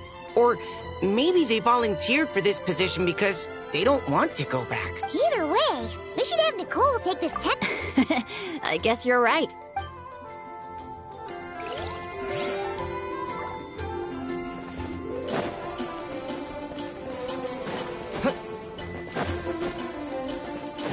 How about we explore the area ahead of us later?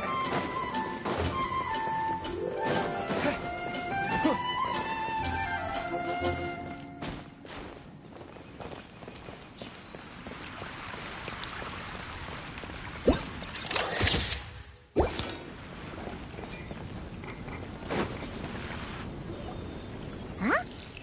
Weird. Found it! Barbara, over here! Coming! Oh, how did this happen? Barbara and I were just grabbing some food at Good Hunter. But then, how do I even put this? The sweet Madame and sticky honey roast... Sorry, what? That's right. I managed to catch the sweet madame earlier. Come on, let's wrangle this thing so we can head back and eat. Wait, what? Uh-oh. What is it? More pigeons and forest boars! The rest of our lunch is making a break for it!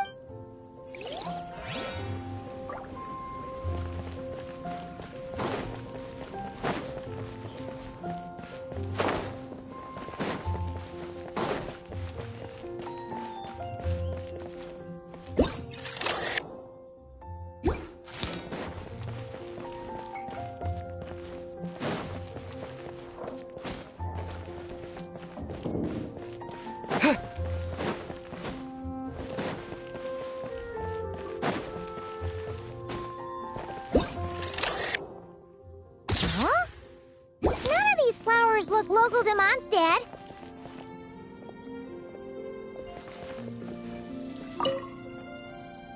Wait, hello you two? Looking to buy some flowers? Yes, I came to Mondstadt to collect a few samples for new scent ideas, but I wasn't finding anything. Then, this lady who called herself a mage told me she had a bunch of rare plants she was sure I'd never seen before. All I have to do is manage this flower shop, and I get to research these plants all I want. Nice! That should If there's one trait they have, I think it would be the feeling of I certainly have a lot to read. We're looking for things in here that are different from the real mons. Hey, since you like them so much, why don't we... Really? That would be amazing.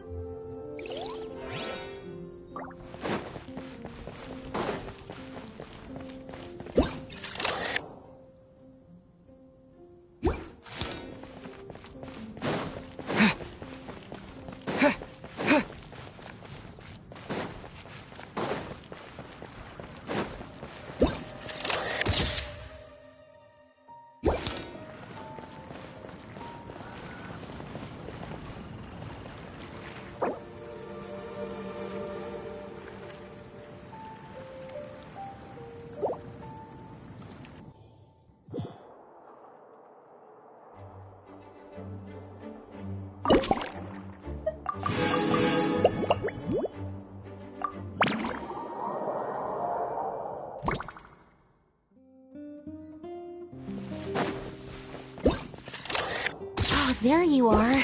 I've been looking everywhere for you.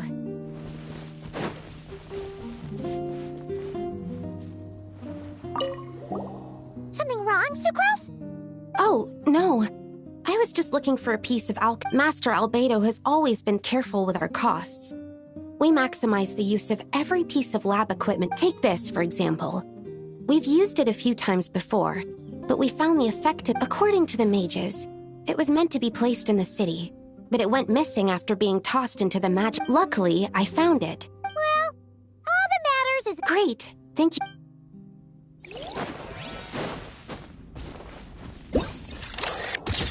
Ted Tortoise?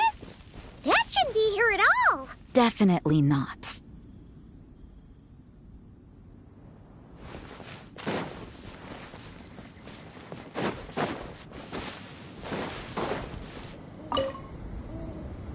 Wow!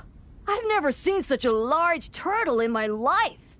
There was a time, back when I was little, when almost every child in Mondstadt had a turtle as a pet.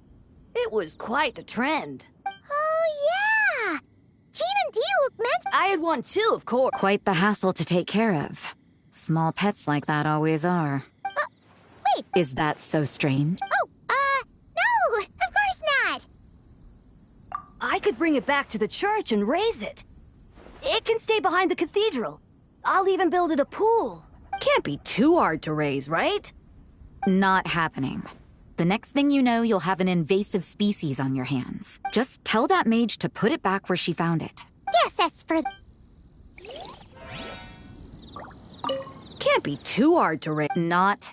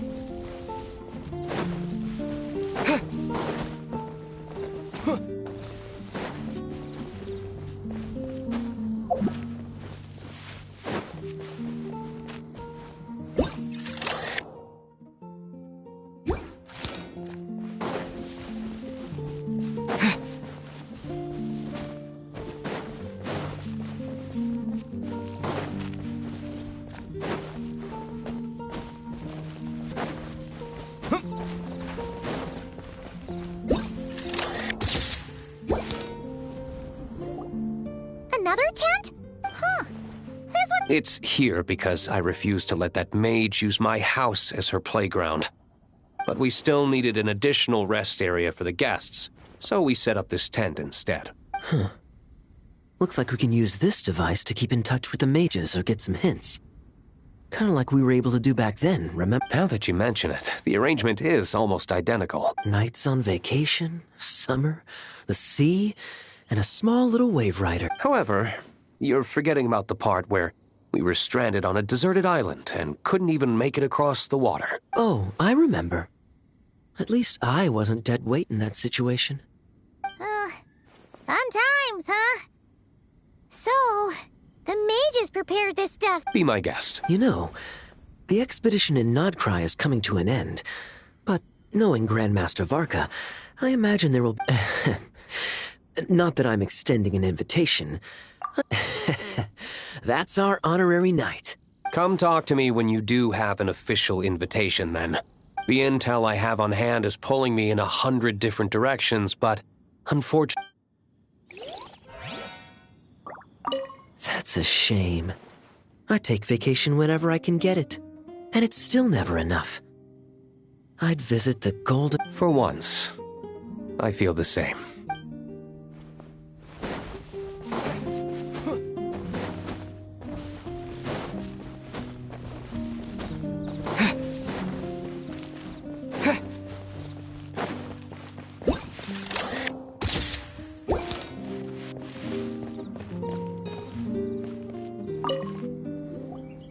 Such a succulent fragrance of grapes.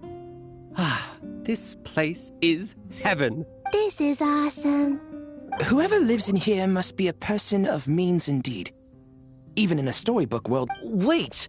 But this is a world inside a story, too. My apologies. But the event taking place at Dawn Winery is not open to the public quite. Ah, I see. That's unfortunate. Oh, it's Noelle! Hey there! Oh, hello, you two. Well, Miss Alice thought things might get complicated around here, so she said she needed someone capable who could get the job done. So she flattered her way into dumping a bunch of work on you? Oh, no. Mr. DeLuke was there, too. He said he would appreciate some help guiding the tour groups from different worlds? Oh, right! The Golden Apple Archipelago, the Valurian Mirage, Simulanka. The gang's all here! Oh, it's all right. I'm happy to help.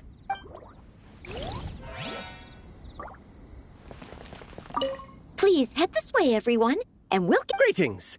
My name is Ask Me...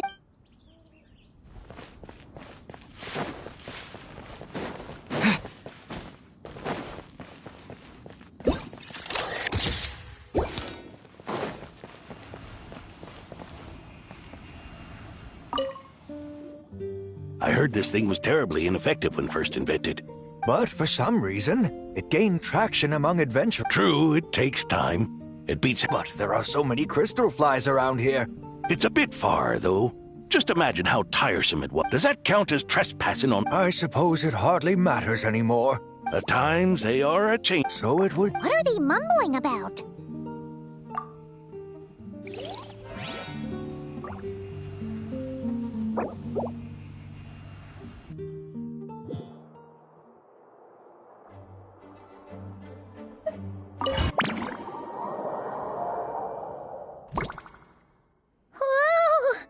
Dizzy. That's gonna take some getting used to. Why didn't that happen? Looks like we've jumped forward a bit since yesterday. We're at the Favonius Cathedral. Wait, is this the bit where we steal... or, borrow the Holy Lyre?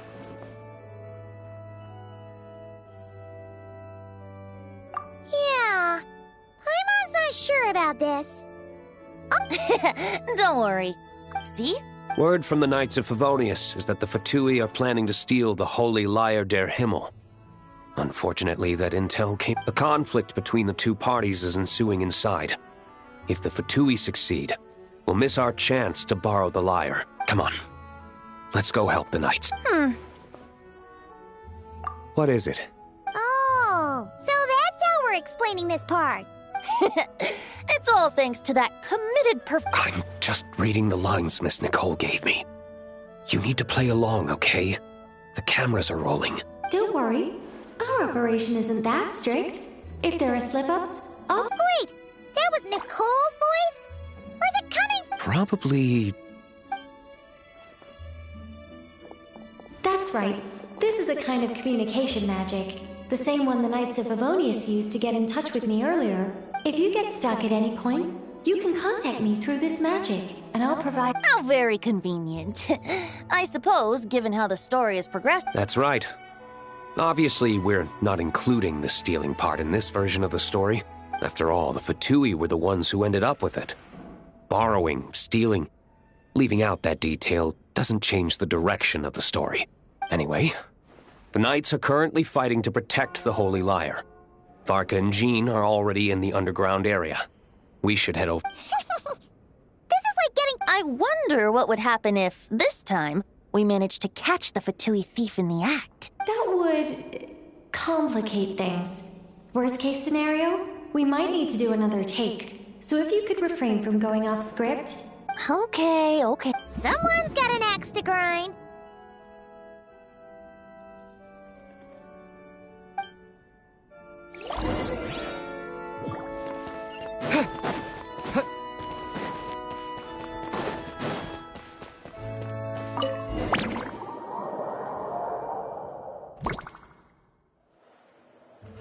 You're just in time. The situation is not looking good at the moment. Yeah, it's turned into quite a mess.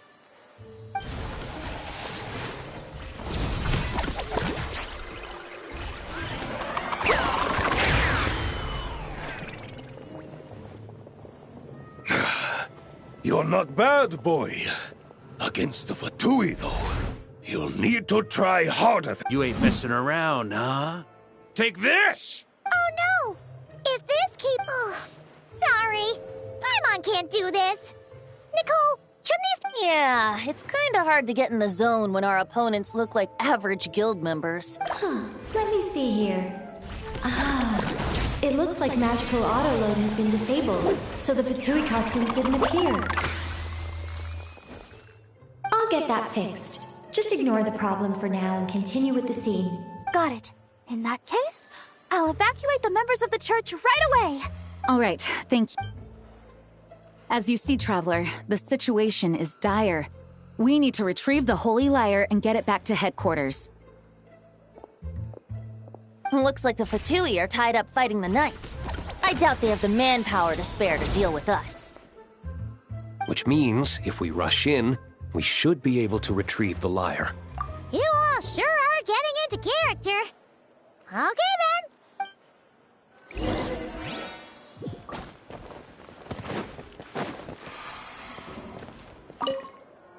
If the conflict really had escalated to this point back then... Ugh. Yeah, good thing it didn't turn out like that. When your free time is as precious as mine, it's hard...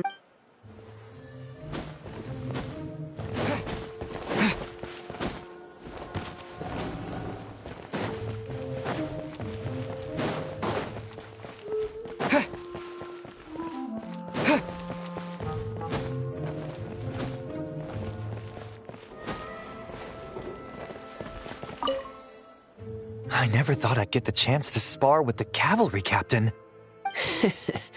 I'm always up for a duel. As long as you treat me to a glass of wine.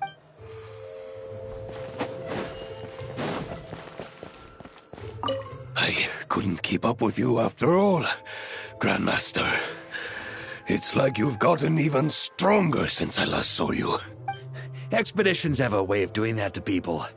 Ever consider taking your adventurers out on a long trip? No entry. This place is under Fatui jurisdiction.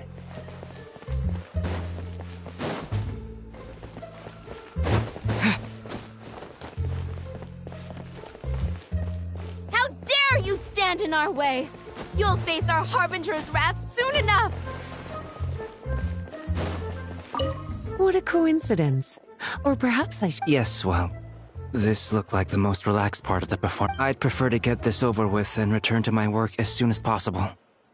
Of course. After all, this...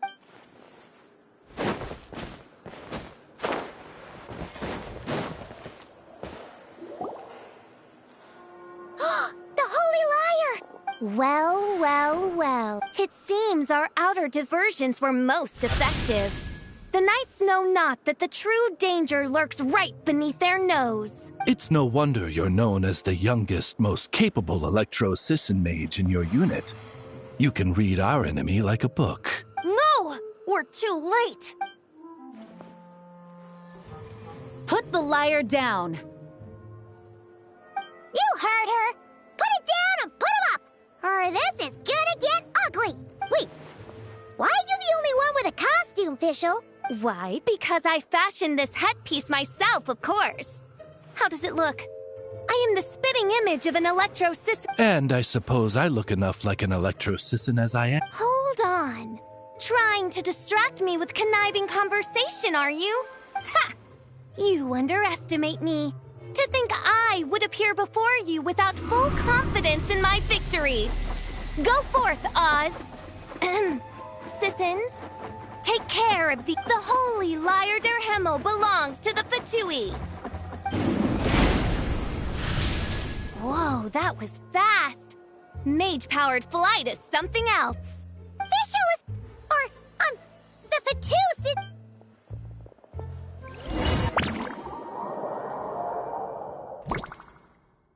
Here, take it away, and don't let them catch you. That's nothing the gliding champion of the Fatui can't handle.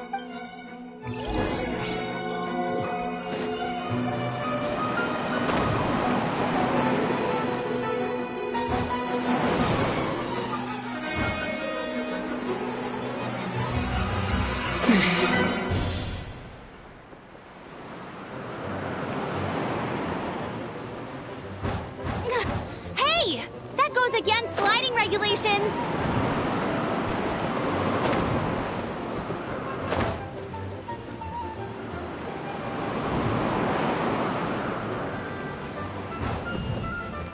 Pretty tough, aren't ya?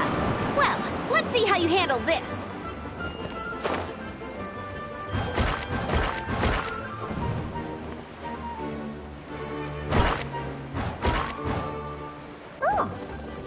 Paimon thought the Adventurers Guild were the only ones role-playing as Fatui. Just thought I'd lend him a hand. Fischl didn't have time to make me a cool hat, though.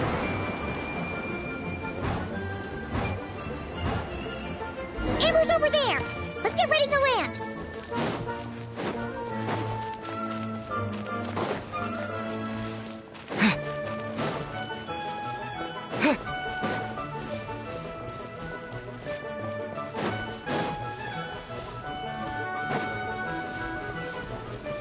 Here they come! Positions, everyone!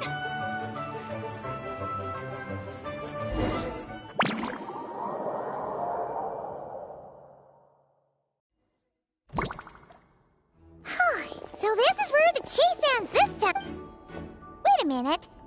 This isn't what their hideout looked like. Yes.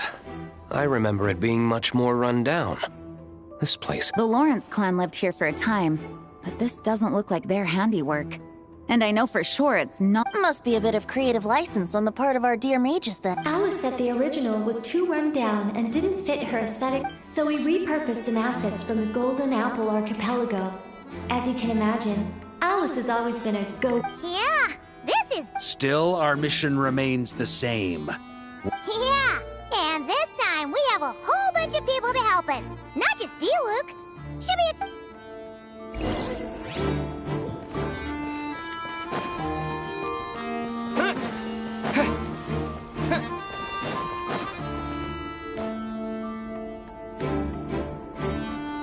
A human never doubts what their eyes see or rejects the ground beneath. Both now warn you that this is the end of the road.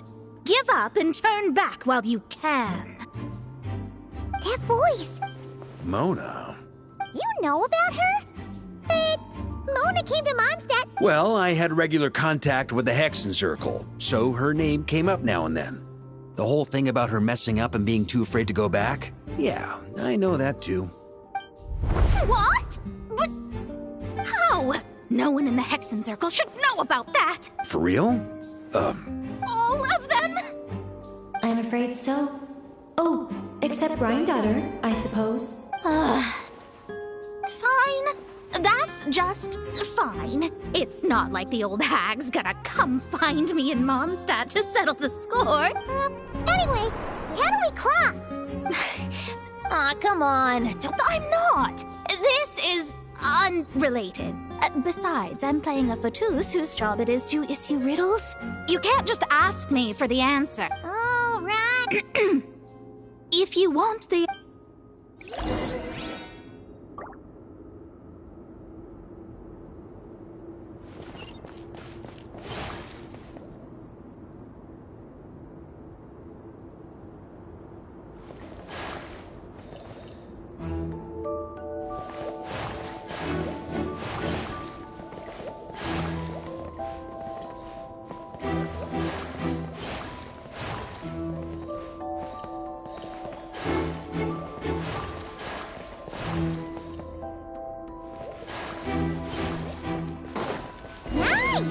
We made it!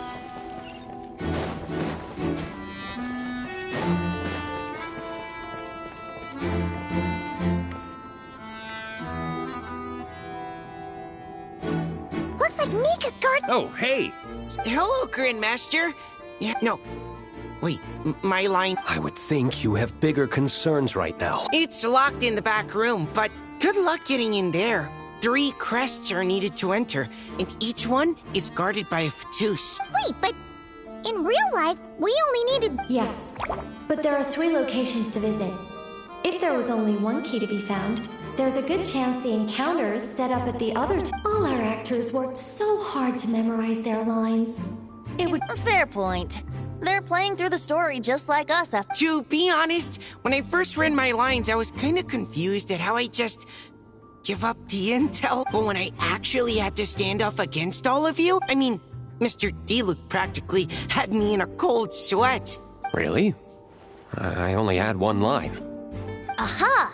Yet in a game of cards, it's the ones that remain unturned that strike the greatest fear in your opponent. That's right! And I've been told you have quite a few tricks up your sleeve, Mr. Diluc. Anyway, you can head in now. Everyone should be ready. One moment. We can't quite end it like this.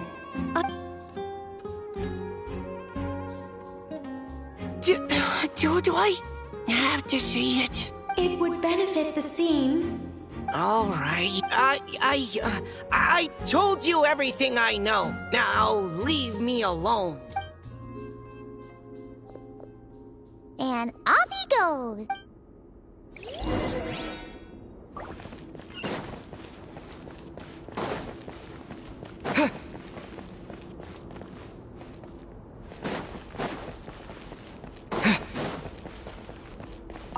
Without the crests, I can't activate this device either. Like, man, I thought I lucked out with just a few lines. Anyway, if you want to get...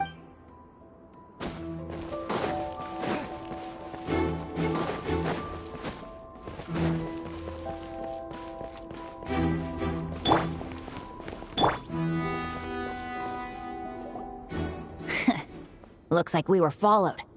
Guess Stand aside.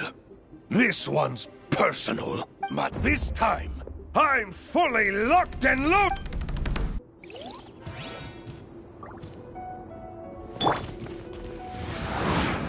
Brace yourself! Well, you can I. Burn!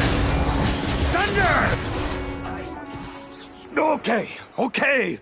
You... Probably because you had to act like a Fatus. At this point, I could take down those with my eyes closed. Oh, so you were the one in the Fatus costume. It would seem... Man, their armor is heavy, and not breathable at all. You're telling me the Fatui in Sumeru and Natlan all... Rumor has it, Fatui recruits undergo rigorous training. I feel like there's some truth to that after all. Well, even though we lost, Dad had fun for sure. Here's the crest I was guarding. You've earned it. Oh, and Bennett told me about what happened in Natlan. How you helped him navigate his past. It's hard to believe we fought. So, On behalf of all the adventurers in Mondstadt, truly. Well, that's what friends are for. Speaking of, how have things been since you got back, Bennett? Same old, same old. Bad luck included. But that part's nothing new, so I don't mind. I do miss the Asha, though. I hope I get the chance to show them Mondstadt someday.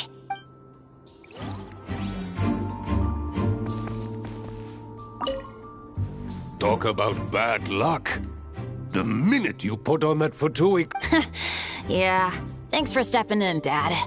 Guess I'll have to hand it in to Miss Nicole for...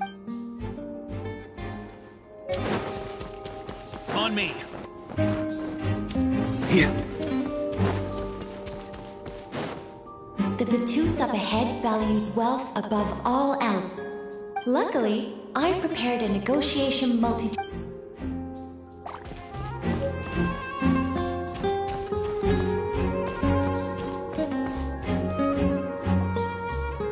Mona? What? The more roles you play, the more you get paid. That's what Alice said. I was hoping to do even more than this, but the crest is with me. All I need to know is how much you're willing to cough up to get it. Let's talk business, shall we?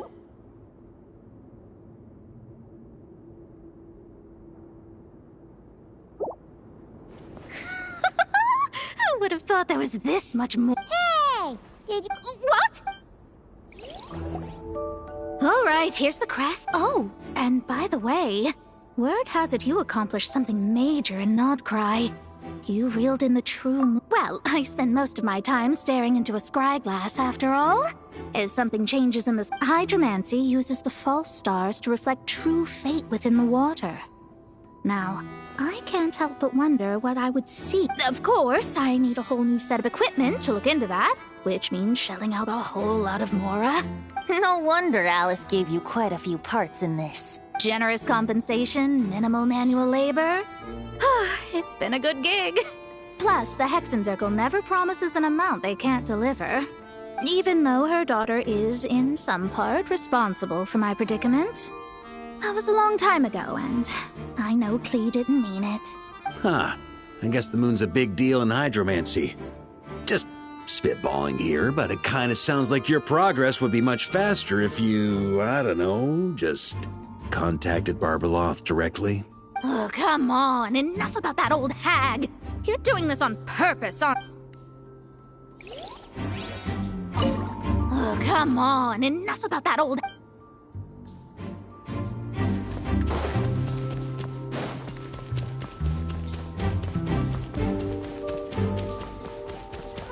The road ahead is almost completely blocked.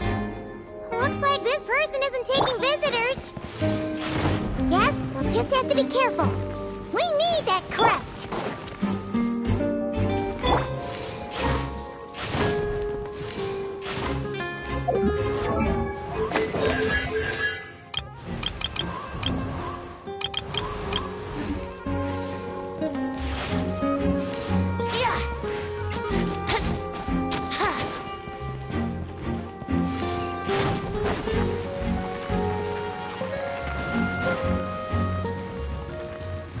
What?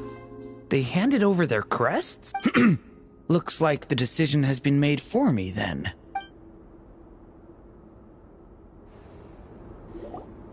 Gotta say, Paimon didn't expect you to play this kind of role, Durin. Well, actually, Aunt Alice was planning for me to play Dvalin if the dragon himself didn't agree to take part. That was the backup plan. Apparently, there's a spell like the one used to make Simulanka that could change me back into an evil dragon. That does not sound like a good idea. I have to agree. That sounds like a disaster waiting to happen. I don't think I'd be very good at playing the evil dragon anyway.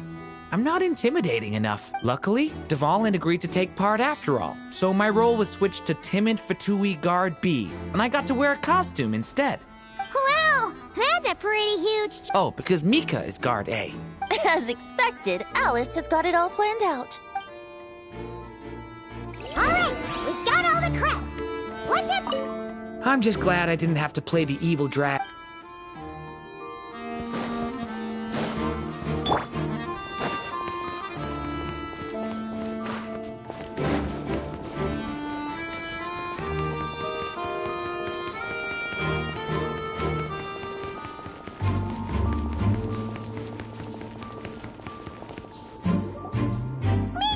All right. This elevator's a bit complicated to operate, so Miss Nicole asked me.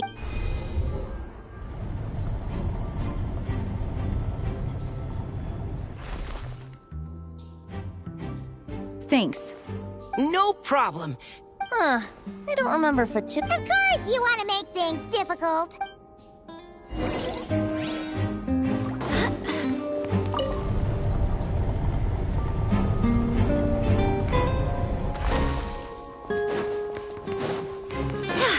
Security's tight around here. I hope this is safe.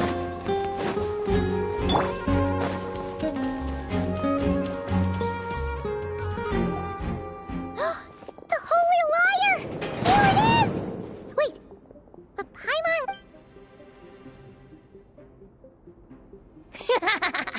Hot-blooded, careless, and reckless heroes! Wait, what? All it did was lock the liar up! Well, I wasn't the one who designed it! I see. That checks out. They laugh as if they already know what is to transpire. Allow me to clarify before we proceed. From what I've heard, the Fatui agent guarding this place was given a thorough beating, and then the lock opened. So then, I'm the one who walked into the trap? Do not despair, mein Fräulein. Miss Alice provided us with backup. 'Tis true. Though thine Prinzessin stands on the cusp of defeat, courage has not yet... Come forth, my loyal servants!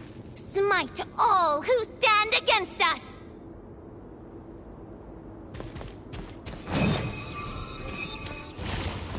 Look! The Ravens get confused if they don't hit anyone. Now's your chance! Group 2, reinforce! Huh?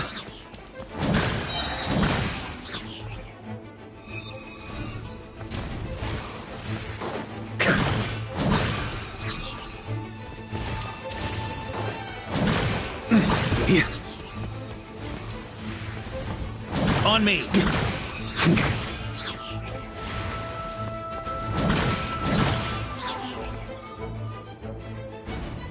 Group 3, Group 4! Oh, forget it.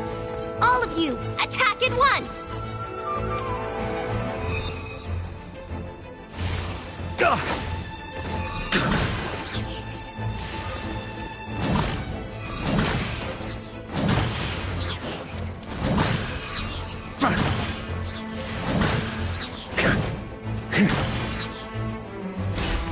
Well, well. It seems I must send forth my most capable servant of all. He shall dispose of you in one fell swoop.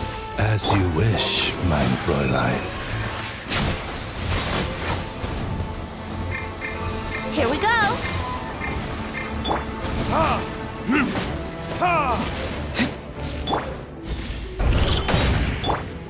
Time for retribution! Barbados, guide us.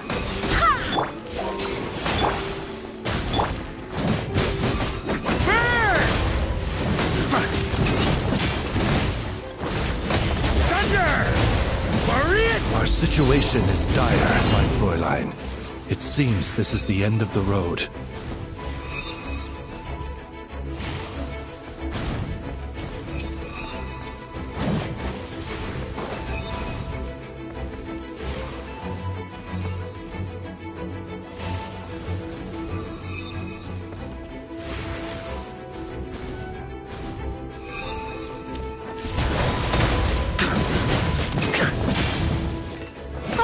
All right. I give up. Just don't hit... All right.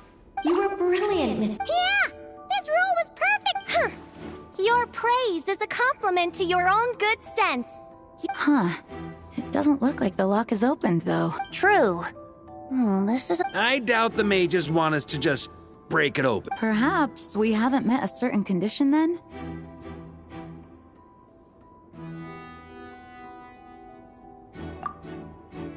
Wait.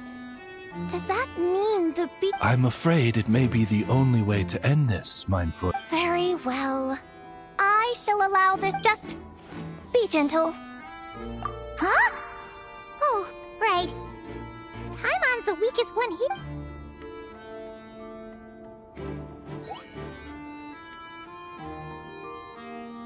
Ah, it's open!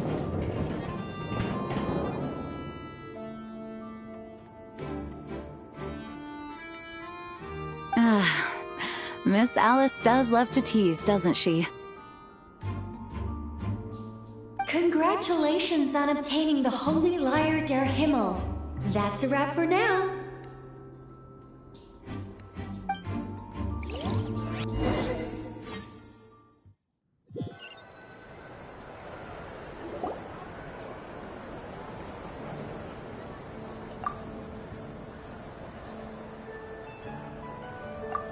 Wow! This is quite the gathering. Oh, Paimon's stomach is there. Oh, hello. Did you need something? You know, then as more and more of our ranks left on expeditions and I was left in charge, the number of celebrations decreased. Now, seeing a gathering like this after all this time, I can't help but feel a bit... Well said. Barbara? You told me you wanted the expedition members to feel at home. But in my eyes, the feeling of home isn't something you can force. Home is... what happens when we're all together like this? Oh, you're right. And you know what? The location isn't the most important factor. No matter how far we get from Mondstadt, home is wherever we're together. I appreciate. Make sure to do the same, Traveler. It's not now that we're outside the bubble and no longer in character. There should be plenty of time. Hey! Honorary Knight, look up! Pretty stellar view from up here, and the breeze is nice. Oh, of all the places to sit, it just... Well, to each their own, I suppose. Just be careful on the way up, Traveler.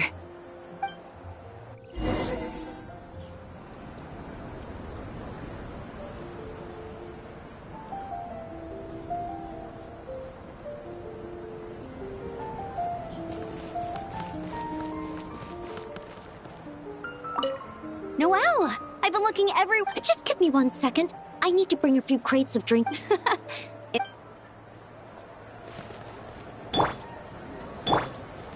Wanna eat at our table? A whole bunch of... All right. Let the relaxing begin. Even though I didn't have a lot of lines, I still had fun. It kind of felt like being back in the Simulanka, acting out a light-hearted script alongside a bunch of friends. It was nice. Quite a change of pace from our experience in Notcry, huh? Yeah, this was far less complicated. You can say that again.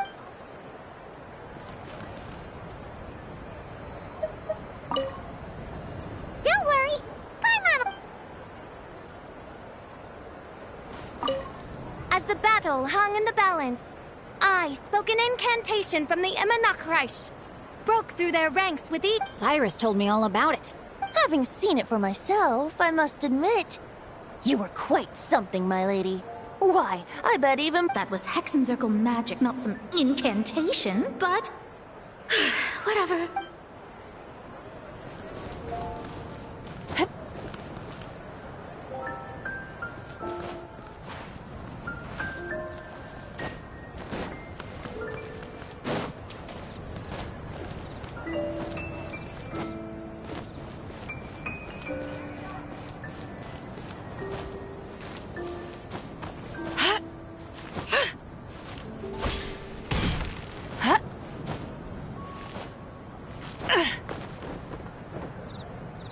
Have a seat. I come bearing drinks.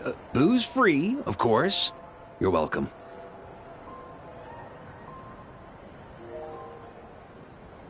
Ah, well, that's what being home is all about, right?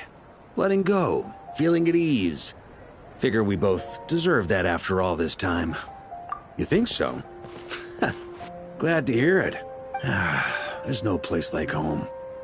That's what people say, right? The expedition took me far and wide, and still, little alcohol in my system, it would all come back. The cathedral, the statue, the windmills in the city. The pigeons and dandelions in front of the gate. The further away you get, the more you miss it. I might be biased, but it means a lot that you care about this place.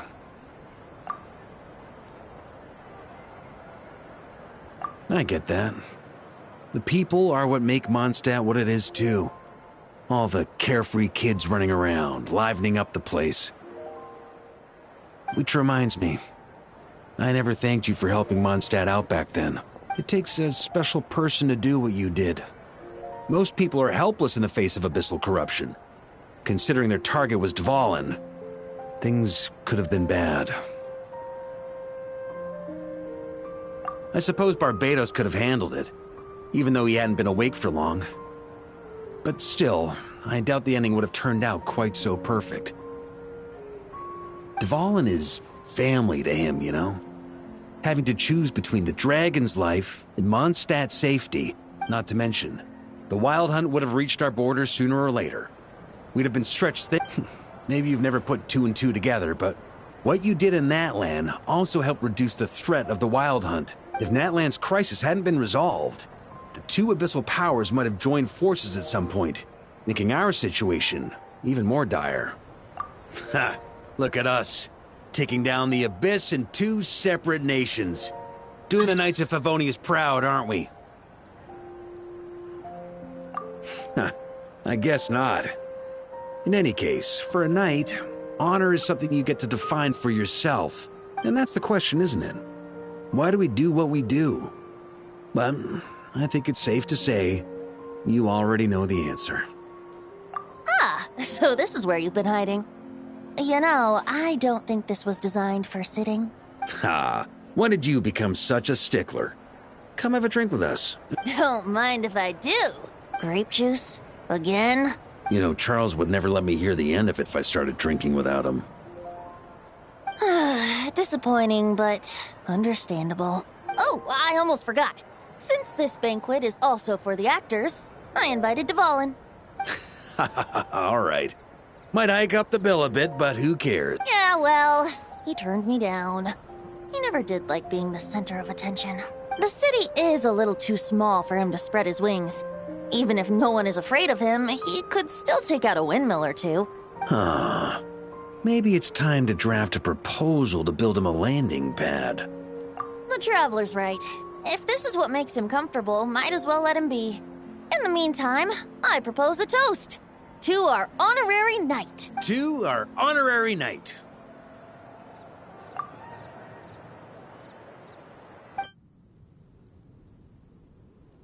I often think about our parting at Windrise, you know. And now, almost in the blink of an eye, the final stop on your journey is just around the corner. The Tsaritsa's plans have continued to advance. Now, only the Pyro-Gnosis remains free from her grasp. But if even the captain couldn't take Malwika's Gnosis by force, I guess we don't need to be concerned about its safety for now. You wouldn't be taking a dig at someone else's ability to hold on to their Gnosis, now would you, Grand? Of course not. I'm not one to rub salt in old wounds. Her harbingers do often tend to take a rather extreme approach. Just look at Child or Signora. But we would be mistaken to ignore the fact that Signora did not win the Geonosis using force. Right. You told me about the contract Morax signed with her before his death. You're saying she didn't need to resort to violence? That's right. If she was able to provide a reason convincing enough to persuade Morax, I suppose she just didn't think there was a reason to negotiate. I had just woken up, so I must not have seemed like much of a threat. Honestly, the Gnosis was of no use to me. I didn't care who it belonged to or what means were used to take it. I just knew if I fought her in that moment, the cathedral, perhaps even the entire city, might have become collateral damage. True. I wouldn't put it past Signora to take civilians as hostages either. In the end, though, it was those same methods that led to her end. After all, her third target, the Raiden Shogun, wasn't a big negotiator back then. Perhaps Signora's success in Mondstadt and Liyue convinced her that she was a match for the Archon of any nation. You did the right thing. It pained me to see Inazuma as it was back then. I'm glad things have changed since. Of course, now the elite force of Harbingers has quite a few missing from its ranks, so I suspect the Tsaritsa no longer has the means to meddle in other nations like she used to. Who knows? Perhaps a chance to formally meet her in Snezhnaya might come sooner than we think. Some of our knights remain stationed in Notcry. If you need help, just say the word, and we'll be there. The look in your eyes. It's changed a lot since you first set off from but my advice remains unchanged. Never forget that the journey itself has meaning, traveler. The birds of Teyvat, the songs in the cities, perhaps earth-shaking truths and indescribable trials await you at the end. All right, that's more than enough acting like a real Archon for one night. And still, not a sip of drink for dear old Venti at a time like this? You're no fun, Varka.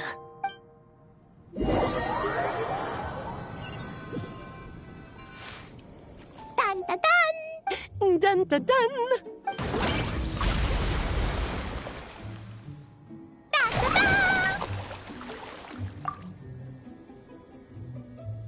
Da da da!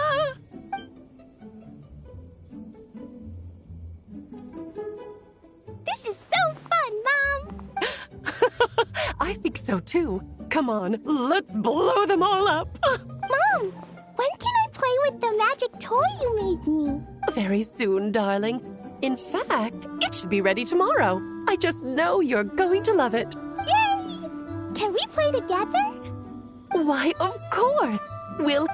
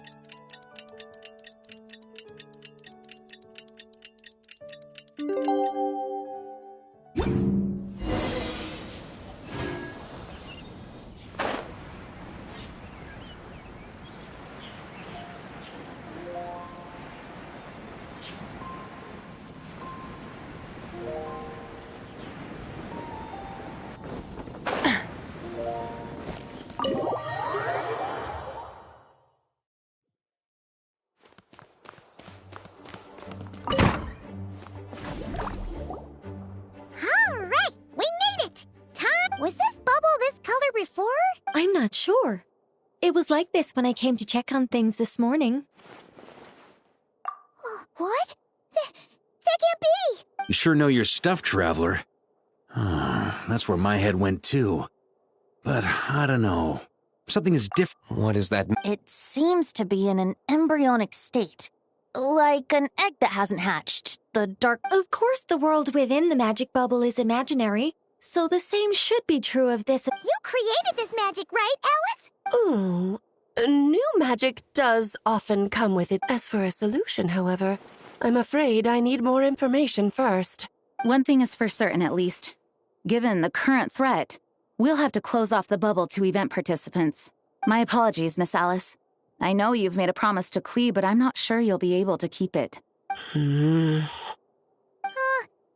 we ever seen Alice look this serious?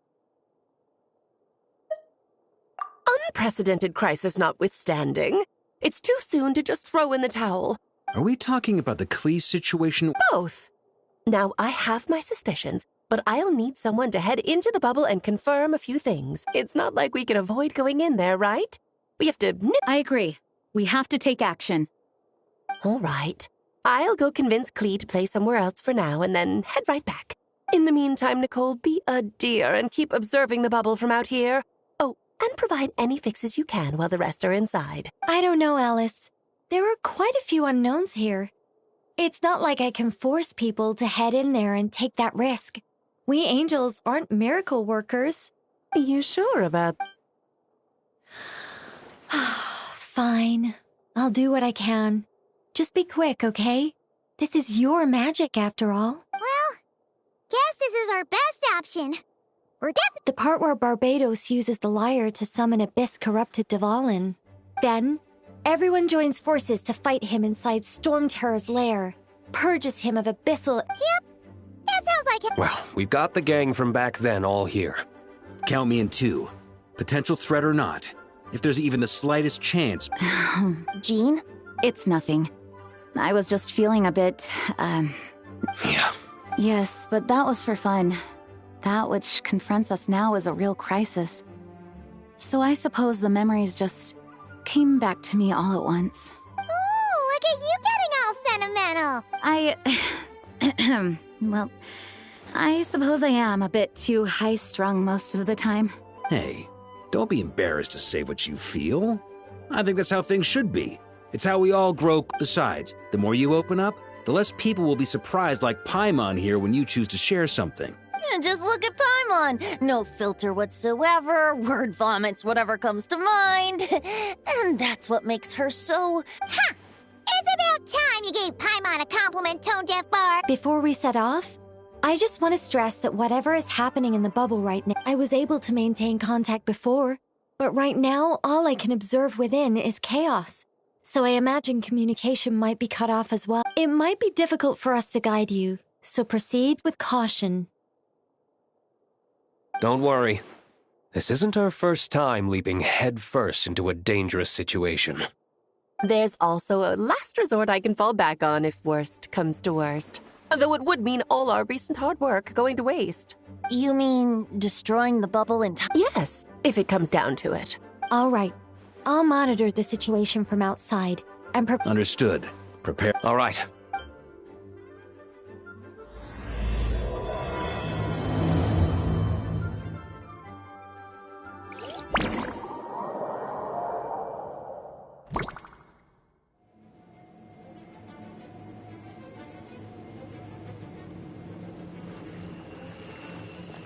Whoa! Is this Mondstadt? Didn't we all come in at the same time? Where are the Look! There's Venti! Surrounded by a whole bunch of monsters! Yeah! Ah, perfect timing. Come on, let's show these unwelcome guests the door.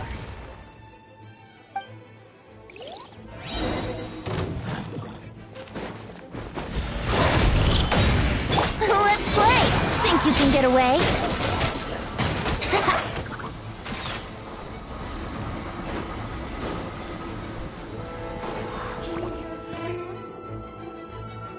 together in several communication and control functions, and managed to smash together some items that should give us an advantage. These elements devices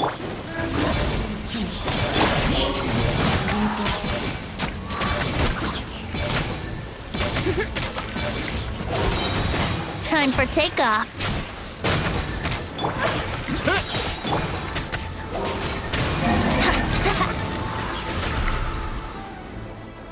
All good, Venti? Very much so, thanks to your timely arrival. But Mondstadt looks like it's in bad. Yeah! The city's crawling with abyssal... I'm not sure what happened, but the rest of our group might need... Good point. Let's...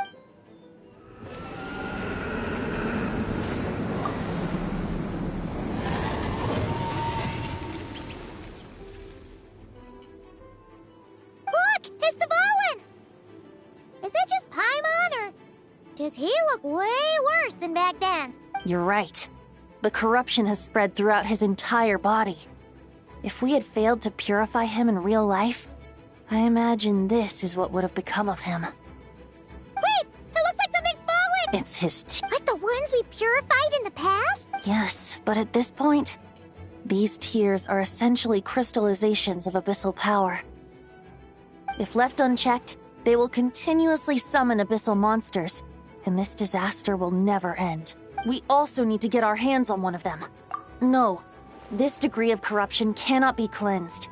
Besides, we need them in their corrupted state if we want to summon Dvalin. I doubt the pure sound of the lyre can reach him in his current state. Sounds like this whole thing is still gonna end in a confrontation, though. Yes. I wasn't certain before Dvalin showed up, but now I'm sure this situation... It seems more like an alternate version of events. And I have some idea of how it came to be. Well, monsters abound no matter where we look. You choose where to go, and I'll follow.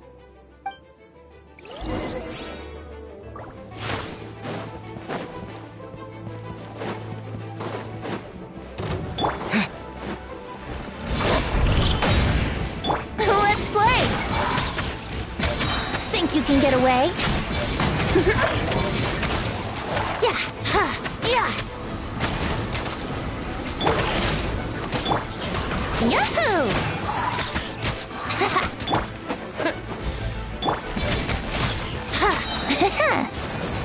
Here we go.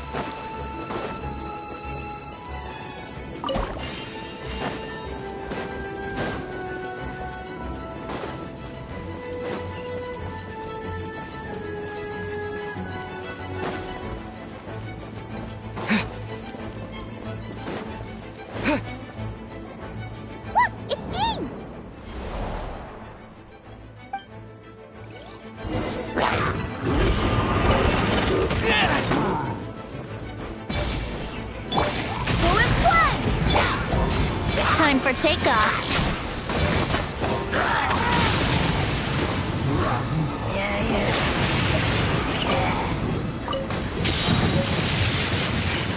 Brace yourselves.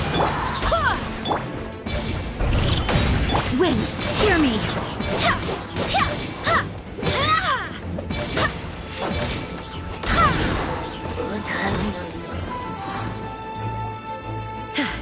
Thanks for the help. I know everything we encounter in this bubble is imaginary, but these monsters sure fight like the real thing. Don't worry. As long as we collect Dvalin's tears, we can use this— I see. In that case, let's get moving. Have you seen Vorka, by the way? No, he might be at the upper levels. Let's search together. Ah, right. I remember seeing Diluc on the other side of the city. We should go help him first. Sounds like a plan. Let's go!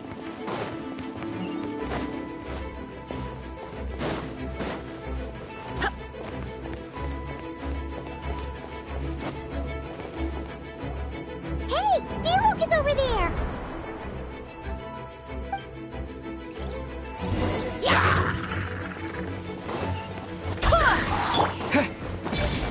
Think you can get away? Yahoo!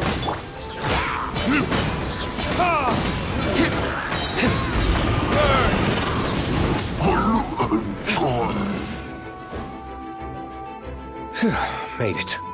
Thanks for the assist. It looks like Mondstadt is in dire straits. Did you see any knights or civilians in the... And my initial suspicion could be right. The knights... In the face of unrelenting abyssal attacks, it's possible they had no other choice. An empty city has its advantages. We won't need to divert our attention to protecting civilians, for one.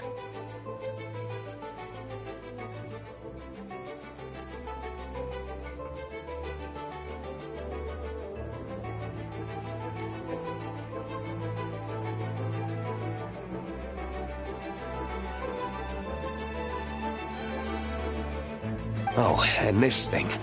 It looks like one of Dvalin's tears. I don't feel good about just leaving it here. That happens to be just what we were hoping to find. Wait, what about Vorka? No, I'm not sure where he... Better to find him soon than later. The Grandmaster is an exceptional warrior, but this is the Abyss we're dealing with.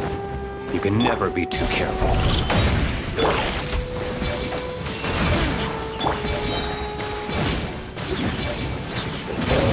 Verdict is...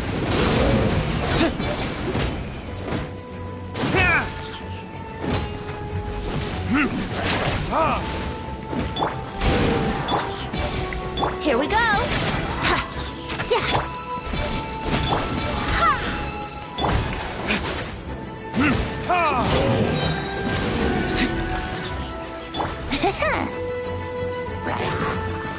Yahoo!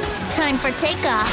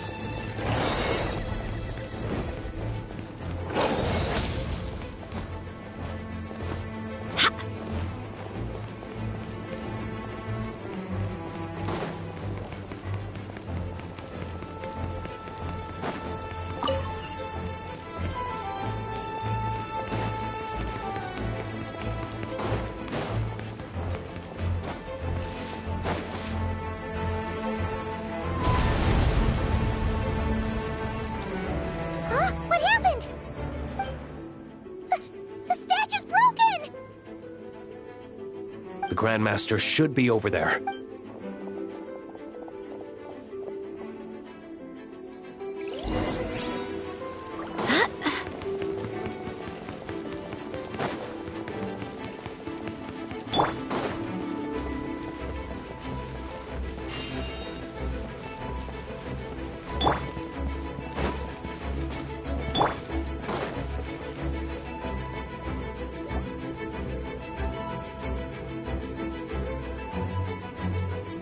We're here to help. Perfect timing. Let's do this.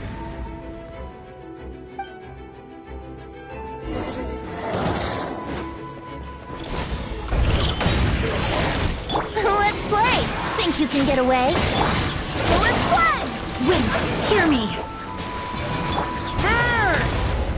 Off the ante! Charge! Thunder!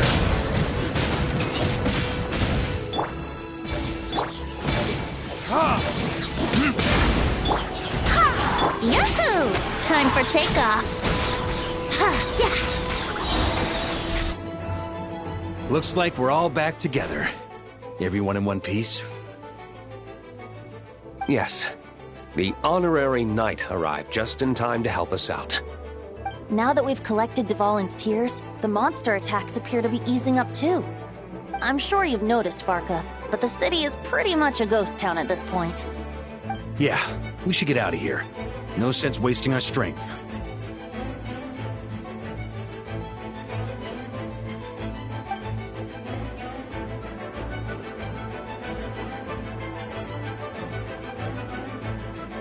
This place should be safe from monster attacks for now, at least. Anyone there? The communication function bugged out again. Do you copy? It's me, Nicole. Alice just got back too.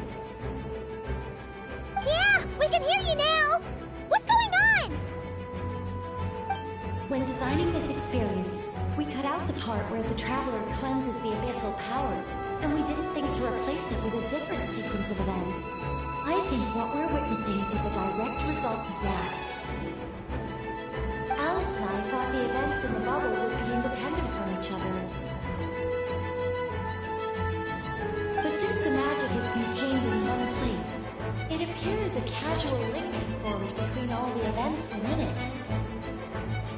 And so, because Dvalin was never purified, we've encountered a major bug. I knew it.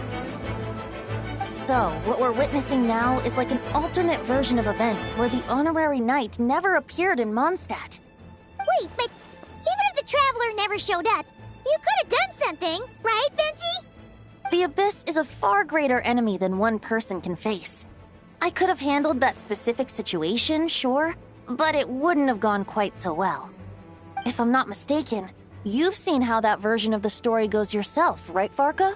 Through the mage's scryglass? Yeah, it was a kind of prophecy. It felt so real, I doubt I could ever forget it. In the end, you were able to seal Dvalin away, but you were wounded in the process. But if Dvalin was sealed, how did things get to this point? Because a seal doesn't solve the root problem.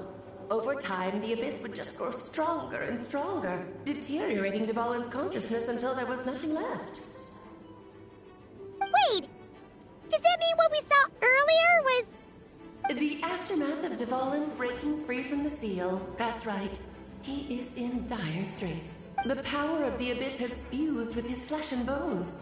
Purifying him now in this state is no different than sentencing him to death.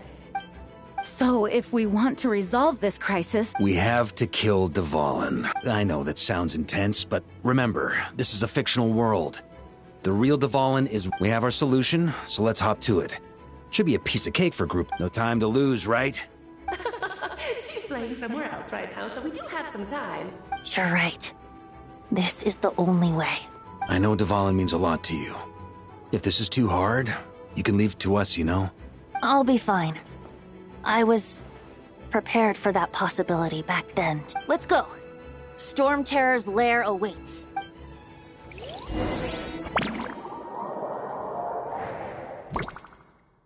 This is it. Ready, everyone? Of course. I just hope I learned a thing or two since the first time around. Guess I'm the newbie, huh? What about you, Traveler? This was your first big fight. I'm not nervous. We've all grown a lot since then. We overcame this challenge once, and we can do it again.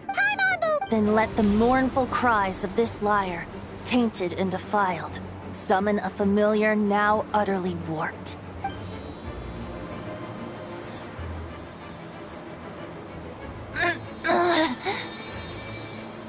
You alright, Barbados? Turning the surging abyss into musical notes is no simple task. But how could I claim to be the finest bard into that if I didn't rise to the occasion?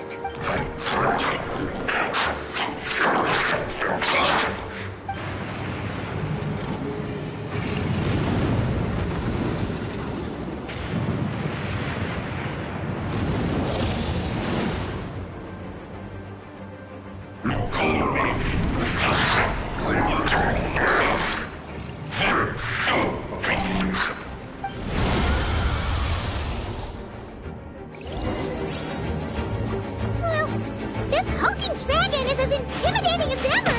Remember, we need to wear him down first before we can attack his weak spot.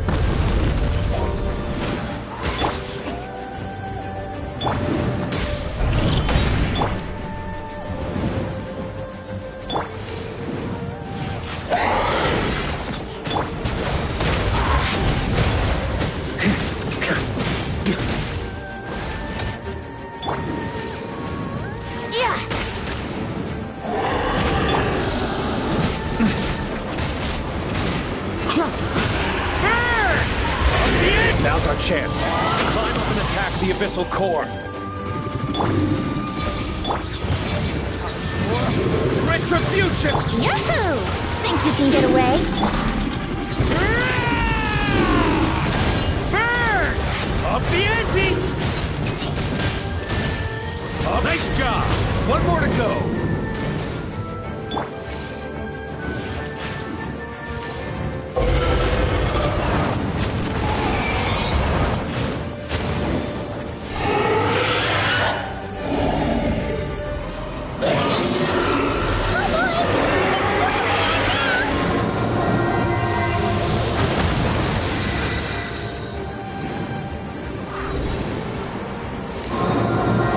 Gliding me faster.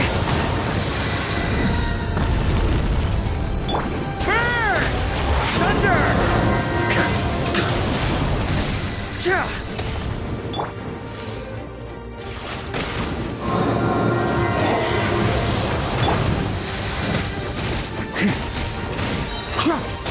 Yeah.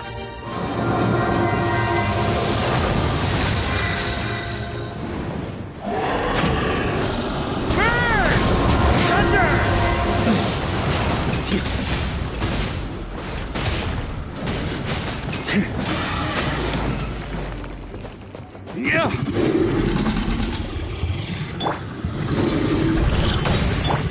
Time for takeoff. Maria sweeping in! Burn! Thunder!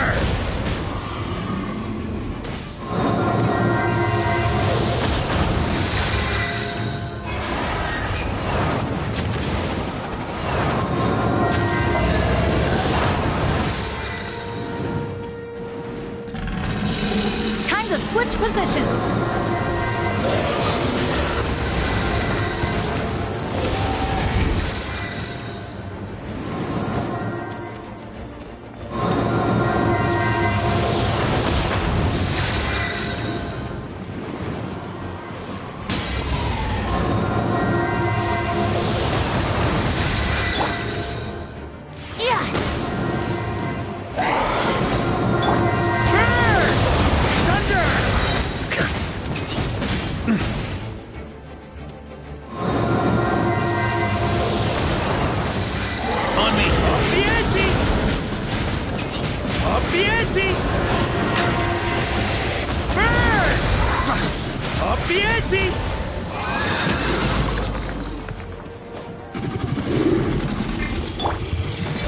Brace yourselves.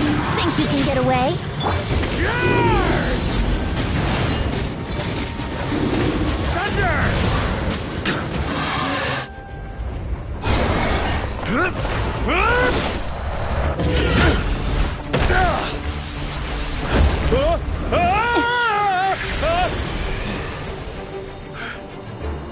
Thanks, Gene.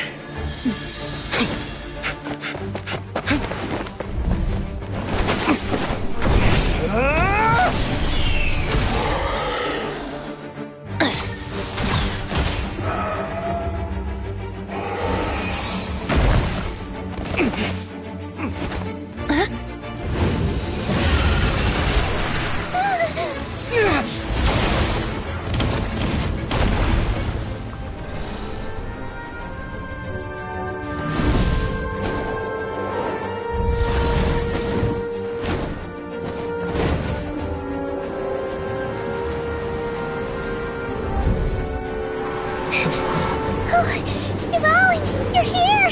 I follow the lyre's song, wherever it leads.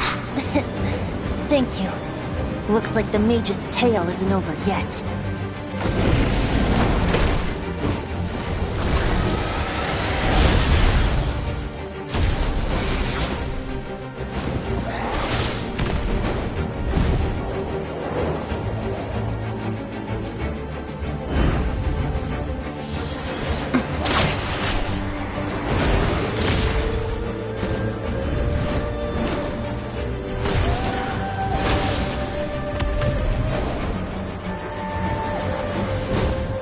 Might not be a happy ending, but someone's gotta strike the final blow. It's your turn to be the hero.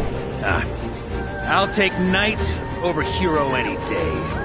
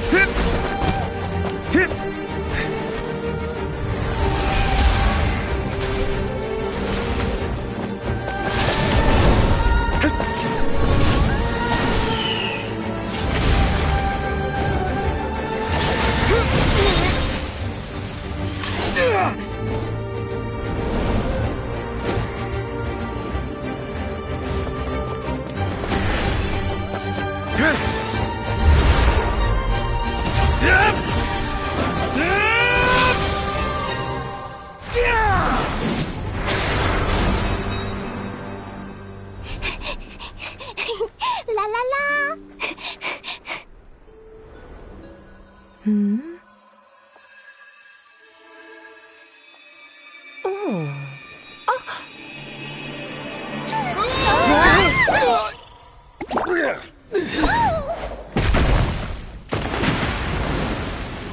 Mom, I'm here to play!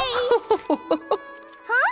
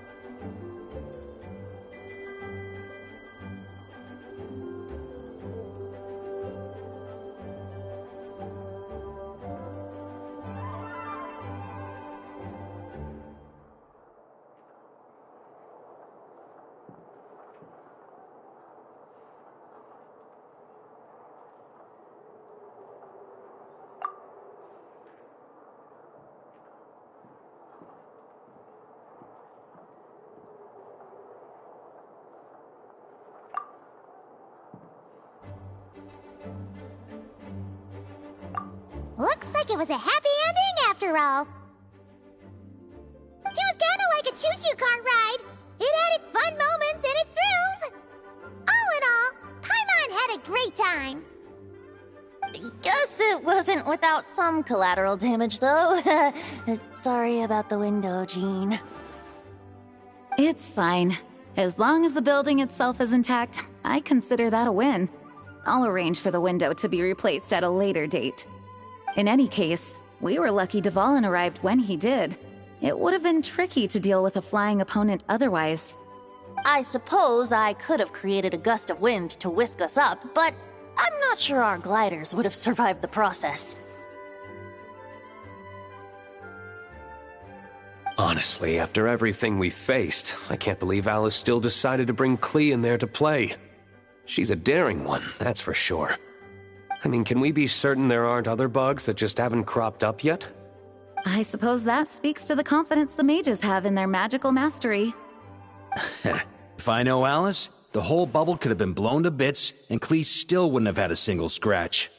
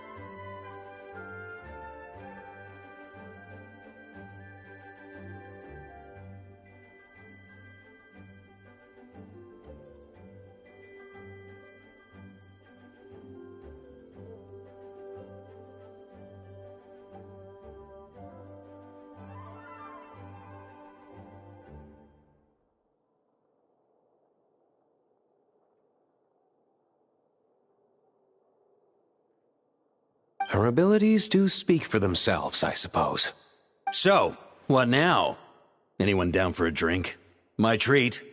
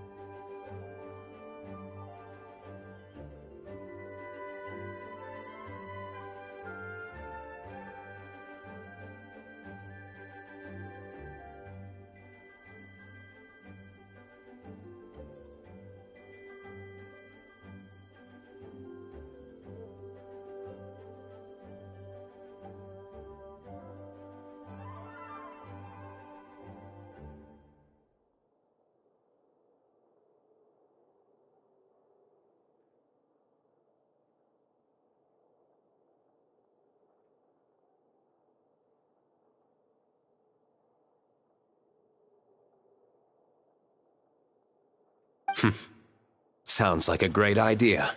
But tonight it's on me. I happen to have a bottle of fine wine set aside just for the expedition team. Haha, even better. Say no more. You had me at All right, let's head over to my place then. I'm afraid not. There's... So what? The world's not gonna end if you push it off? I suppose that wouldn't be a problem. If you head back to headquarters with me after we're done and help... On second thought, how about you, Joe? What about you, Honorary Knight? Gonna tag along? Okay, all's well that ends. Alice loves going to the library. Let's wait for her there. Whoa! Looks like it's been fixed already.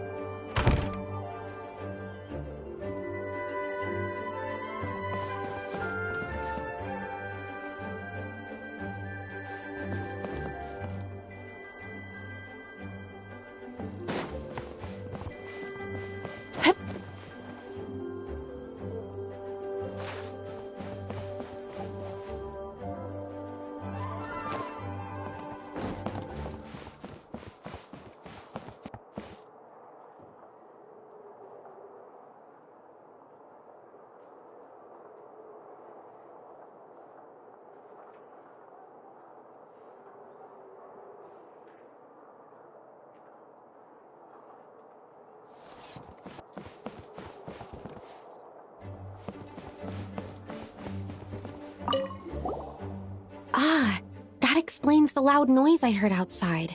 So it was Dvalin who fell into the river.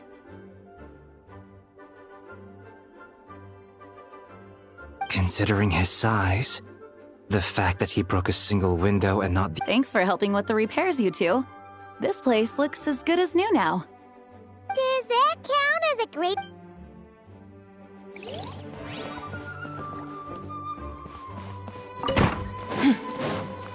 Hello. May the Animo Archon protect you.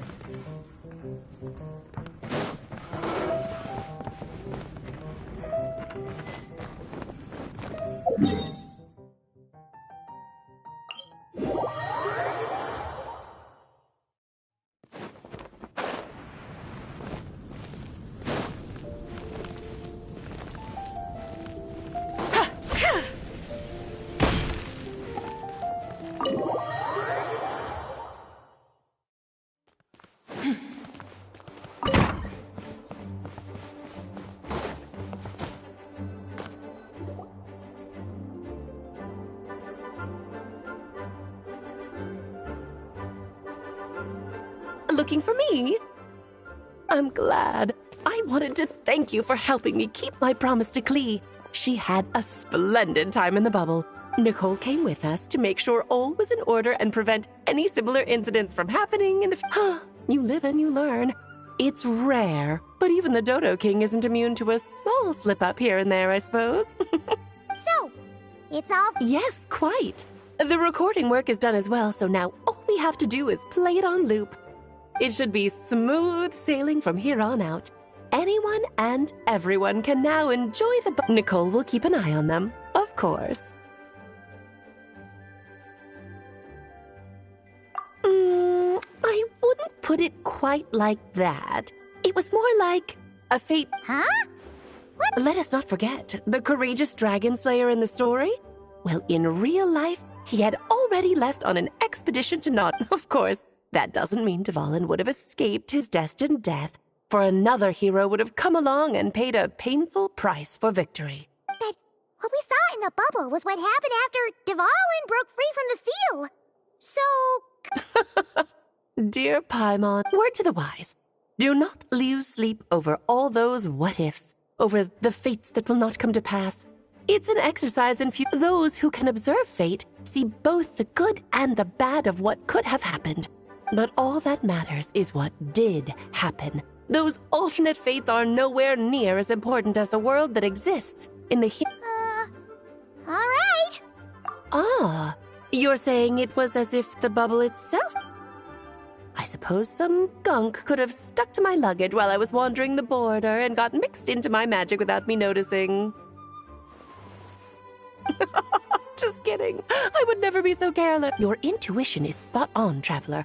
What developed in the bubble was a nascent form of abyssal power that, if left... What? So it didn't come from outside? The abyss is perilous, cunning, dangerous, obsessive, and most infuriating of all, a complete and utter mystery. The Hexen Zircle has been observing its energies for a long time, and I think Barbalot's interpretation is the most accurate. The essence of the abyss lies in the hatred carried by all the fates that will not come to pass. This world is filled with conflicting elements. That one thing should happen signifies that a different possibility has been eliminated. These events can be small, almost trivial. I had Sweet Madame for lunch today, for instance. That means the Alice who chose tea break pancakes instead is no more. Of course, they can also be events that threaten the world, such as my friend Rhindotter's decision to tap into the abyss. In that instant, the tale of a future in which she remained pure was gone forever. So then, the question at the heart of it all is this. Why must these fates be the ones to disappear? Paimon get... Precisely. The magic we wove this time involved recreating the past. However, some of the variables we added allowed a certain amount of these, and thus, the abyss showed its teeth. Of course, much like always. It is not in the end, though. It wasn't a huge issue. Things like this happen on the border all the time. It has quite the victim complex, that's for sure. It's obsessed with entering this world at all costs.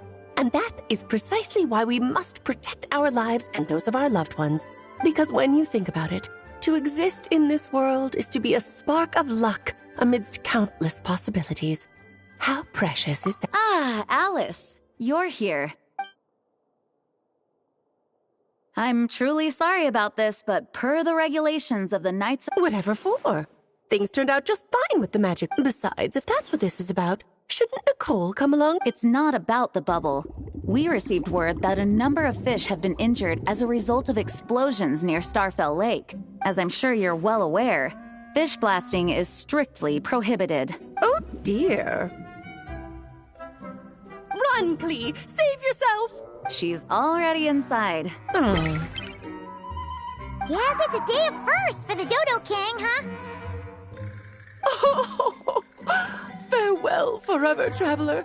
You shall never see me again.